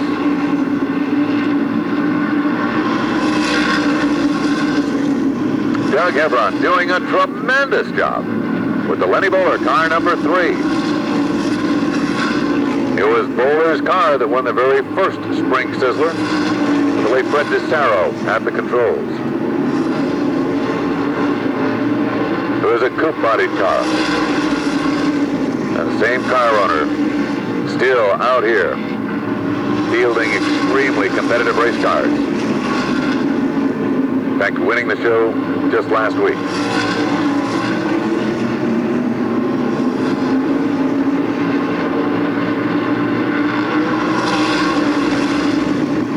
Jeff Fuller is about to put a few more cars, some more laps down, so Mr. Fuller is just dominant at this point in the event. Is there anybody in that pack who can close the gap if they can break around Tomato and Hebron?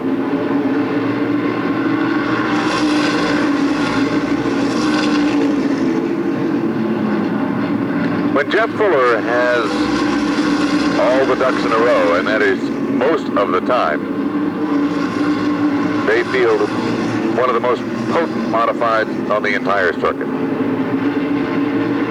Patty Bonzel, the owner, and of course Brad LaFontaine, the crew chief.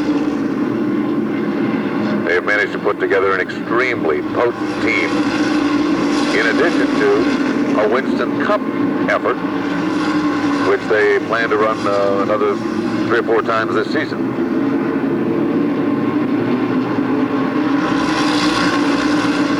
Tomato and Hebron running 2-3. Then it is Stefanik, Rick Fuller, Mike McLaughlin, Jan Leedy, Reggie Ruggiero, the 77 of Park, the 75 of Pastriak, the 16 of Anderson.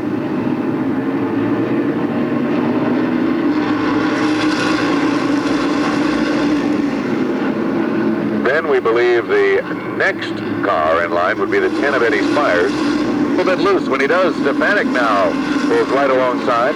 S. Dave Onson drops way down low with a 35. He appears to be in trouble mechanically with that race car.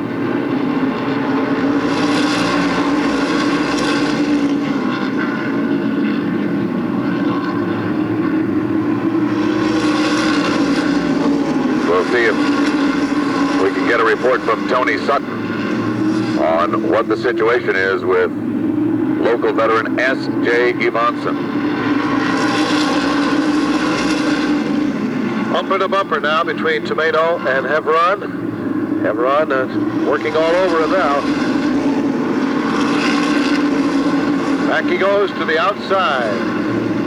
Doug just can't get around that Mr. Tomato. A splendid driving job by Jamie. It's incredible that Hevron has been able to run it. And we'll see if the veteran car owner decides to bring his driver in at some point during the running of this event, or if he intends to keep him out there for 200 laps. Hevron now actually inches ahead of Tomato at the line that time, and he's got him.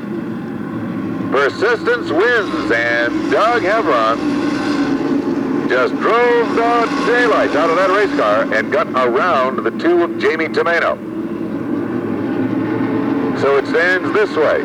The 8 of Jeff Fuller, nearly a half lap ahead, and here comes Stefanik down underneath. Mike Stefanik puts Tomato away, so does Rick Fuller. And here comes the 21 of Mike McLaughlin. So Tomato begins to fade with the U2, and that is to the advantage of drivers like Hevron, Stefanik, and Rick Fuller. 77 complete.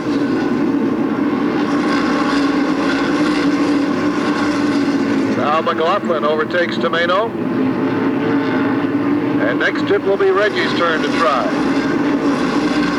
If Reggie should end up with a very good finish here today, somewhere around $4,800, that will put him over the $500,000 mark in winnings.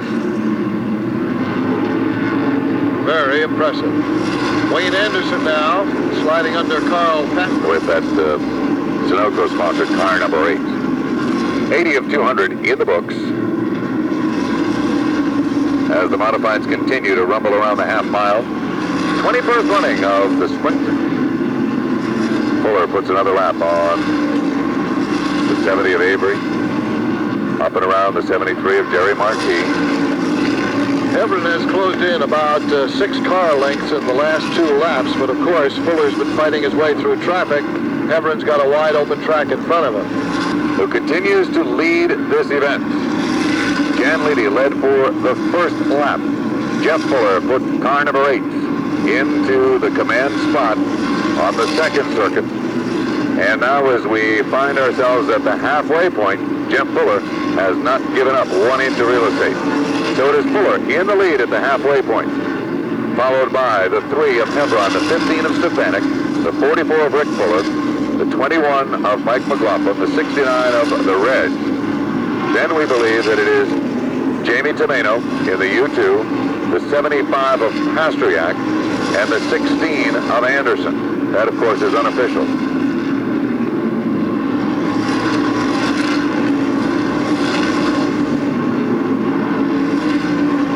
Slip sliding away out on the half mile as the tires are now beginning to get down to the point where they don't grip the racetrack the way that they did when they were brand new. Becoming rather obvious as you watch the drivers take a little different approach to the turns and find it a little bit slipperier coming out of the turns.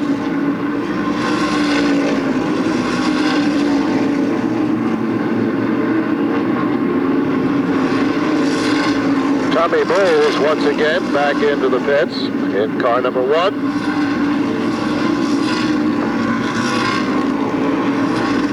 And they're going to work on tires.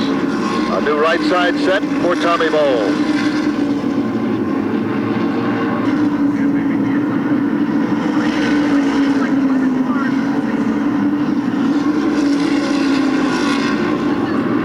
$112 laps up on the Winston Racing Series scoreboard. Fuller now gets by the 77 of Steve Park, puts Jan Leedy down yet another circuit, as Jeff Fuller is just absolutely making shambles of this field here this afternoon. double check with, and he could have a, and Stefanik slows on the front straightaway. Looked like it might have just hopped out of gear on him somehow. It appears as though something like that happened because he slowed right down to almost nothing and then picked up the pace again. Well, that puts Rick Fuller, McLaughlin, and Ruggiero now behind Doug Hebron. And Chris Amon as well, the 74, becoming a very obvious situation. You really have to wonder how much longer many of these competitors will be able to go without coming in for a tire change.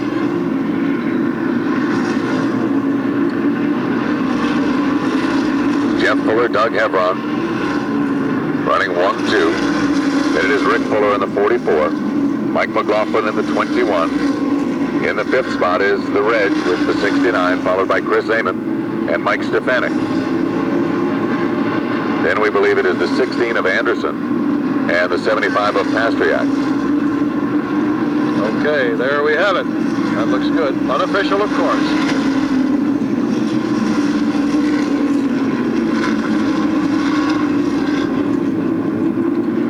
...120 laps now complete.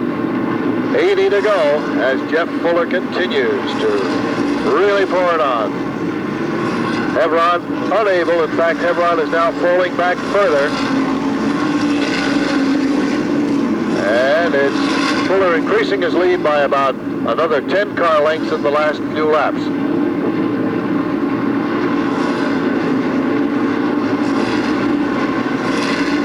One thing about Jeff is the car certainly is cooperating with him. We have yet to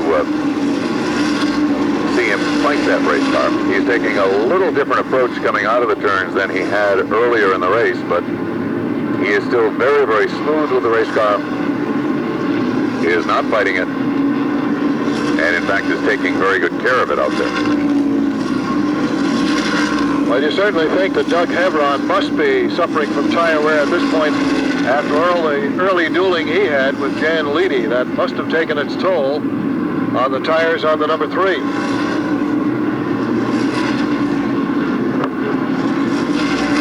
Rick Fuller, rather past Rick Fuller and behind Doug Hebron. Now we have double-checked that one too, Raleigh, with scoring, and they say that Chris Amon is very much in the lead lap, and that he is now behind Doug Hebron. So he is running 3rd on the grid. 4th is the 44 of Rick Fuller. 5th is the 15 of Mike Stefanik. 6th is the 21. Scoreboard, 70 laps remain, and you talk about a scoring nightmare. Well, it's interesting to see what a fresher set of tires is doing for Tommy Bowles. The rest of the field not doing very much, but Tommy's been doing quite a bit of passing in the last several laps. You can see him work the outside of McLaughlin. Anderson. Probably Chris Hopkins just made the observation that Doug Hebron appears to be losing considerable ground. We've got a spin as Eddie Spires goes around in car number 10. This is what everybody has waited for. Look at the act, so you guys are ready to go to work. They're headed down pit road. Here comes the leader, Jeff Fuller, in car number 8. He's headed right directly towards you. Okay, we've got our eyes on ready for him.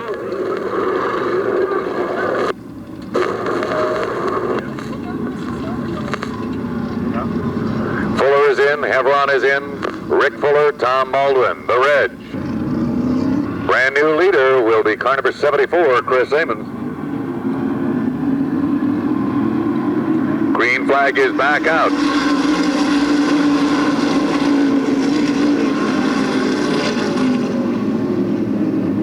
Now, we believe that Tom Baldwin is down at least 1 lap. And that he is. However, Rick Fuller has moved up a notch as he surged past Anderson in the first turn. So it is Chris Amon, car number 74. Jamie Tomato trying desperately to get back a lap, as is the 7 of Baldwin. Running in that second spot is the 44 of Rick Fuller. Now, taking a gander back through the pack, it would appear that Jeff Fuller is now third, Mike Stefanik is fourth, Wayne Anderson is fifth, Doug Hevron is sixth, seventh is the 21 of McLaughlin.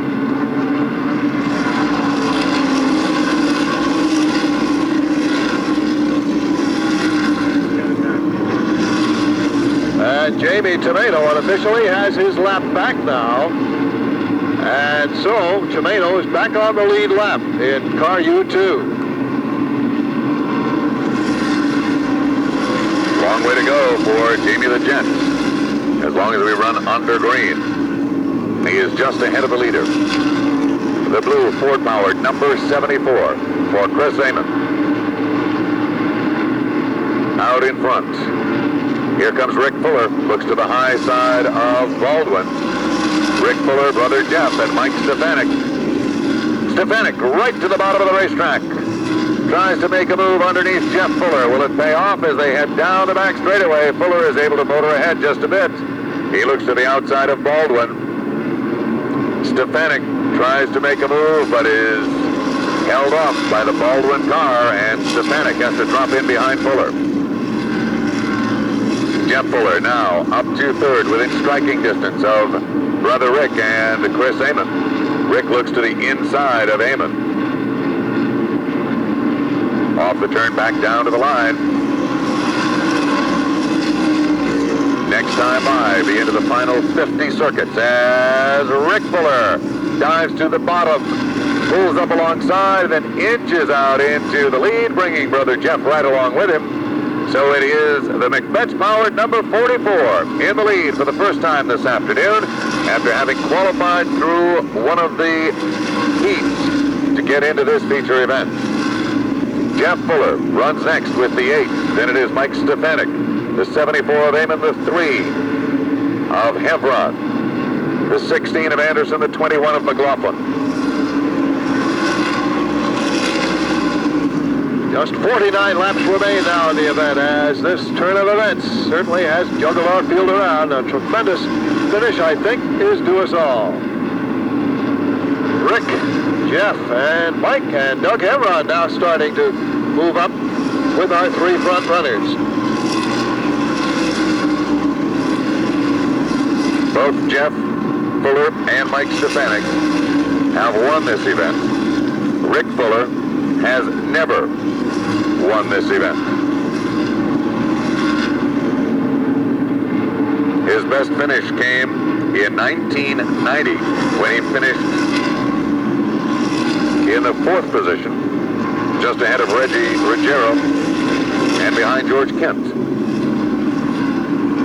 Stefanik has won the race twice. Jeff Fuller has won it once.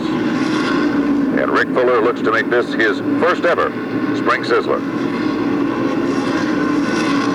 Rick, of course, knows as they head down the back straightaway, Fuller could very easily put Tomato in arrears once again. Passing flag is shown to the Jets. Question is, will Rick Fuller force the issue, or will he be content to ride behind Jamie? Jeff Fuller, certainly with his hands full now. Mike Stefanik is right there knocking at the door.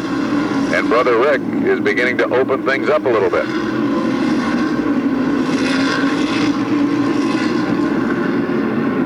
Both Stefanik, there goes Mike. He takes a look down low. Can't quite make it work.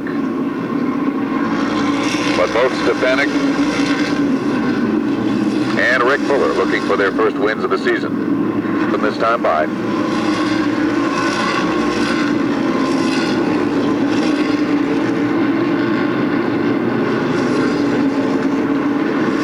Stefanik again posting a challenge to Jeff Fuller off of turn 2. Cannot make it work.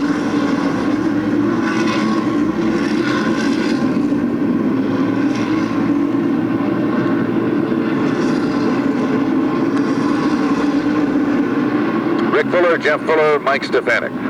Running 1, 2, 3. Then it is Doug Hevron in car number 3. Then back to the 21 of Mike McLaughlin, the 16 of Wayne Anderson.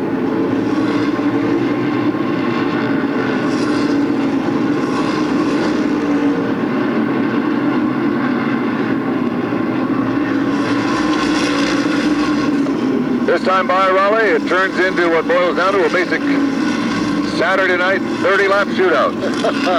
Here we go. Let's see what develops now.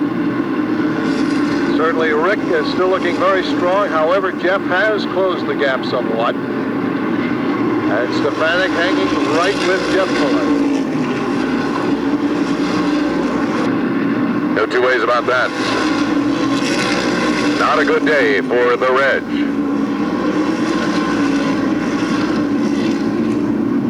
But a tremendous day thus far for Rick Fuller. Behind Bush. Can they make it work? He becomes the meat in the sandwich and hangs in there. Incredible drive by Mike Stefanik. That pops Jeff Fuller back one spot. Stefanik's up to 2. And now he will try to chase down Rick Fuller. This can do only one thing, work to the advantage of Mike Stefanik if they hold up Rick in any way, shape, or fashion. But it appears as though the traffic is breaking just about right. Jamie Tomeno, of course, can run interference for Rick and can part the sea, if you will, as they work their way through turns 1 and 2. And Tomeno does exactly that.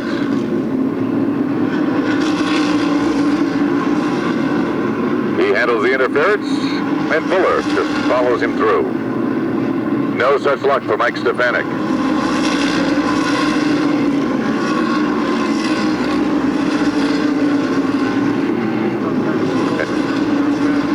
There's no question about that. Stefanik just gave Pastriak a tap, ducked to the inside, and passed him.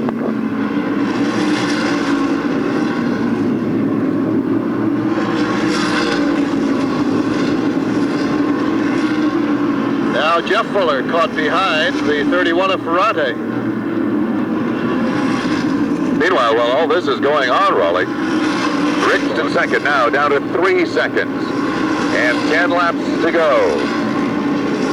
Can Mike Stefanik reel in that high-flying car number 44 of Rick Fuller in the remaining 9.5 circuits?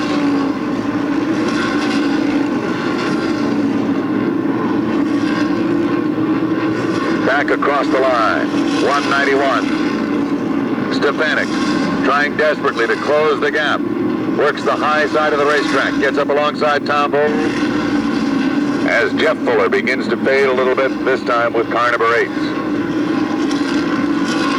Down to only 2 seconds. As Stefanik desperately tries to reel in the rear bumper of Fuller. It's down to about a car length now. Off the turn, here comes Stefanik, a white flag lap. Can he post a challenge in the next half mile? That's the question. And the answer appears to be no as Fuller stretches it out. We're headed for home, and here they come. It is car number 44, Rick Fuller, in for the win, followed by Stefanik, Jeff Fuller, the 3 of Hebron, and we believe the 75 of Pastriak. That, of course, is unofficial. I'm in victory lane on a Sizzler for owner Mario Fiore as the crew runs out to greet their winning driver. Mud and all, they don't care.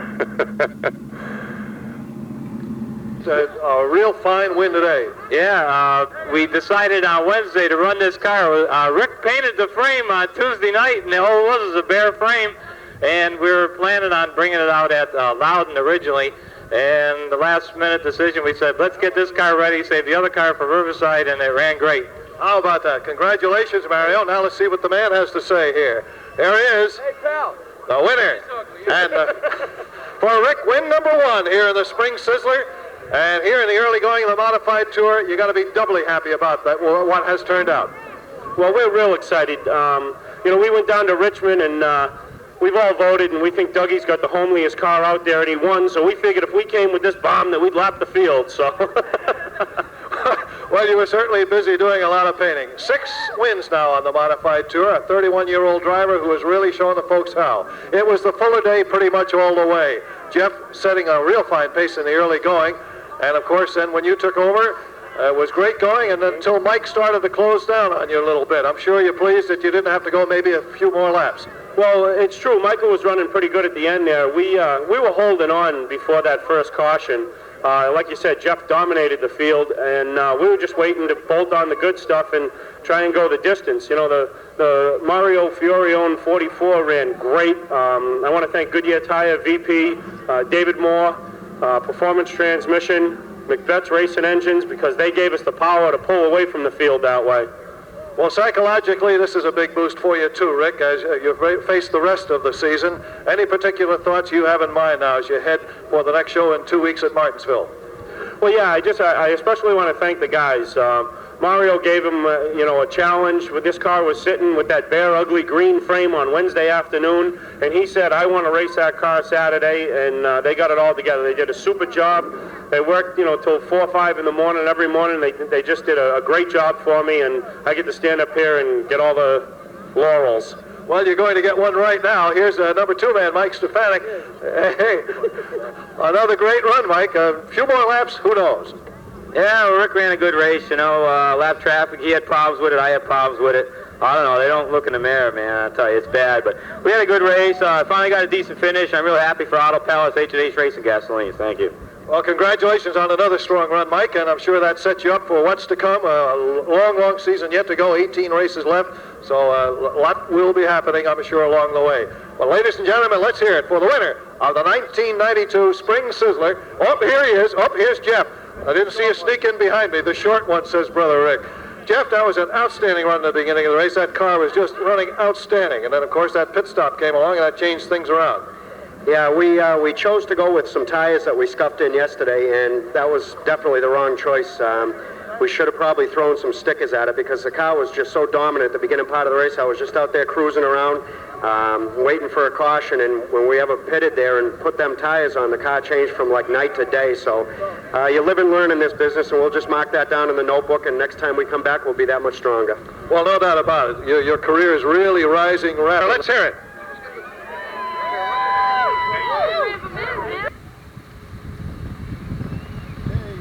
Especially to all of the winners who managed to come home first in their respective divisions this weekend for the 21st running of this truly great race. Keep in mind, we'll be back here in 2 short weeks. We open up shop Friday evenings, and we certainly would love to see you as the Winston Racing Series Modifieds, the late models, and the Pro Stocks will take to the half mile to compete on a regular basis.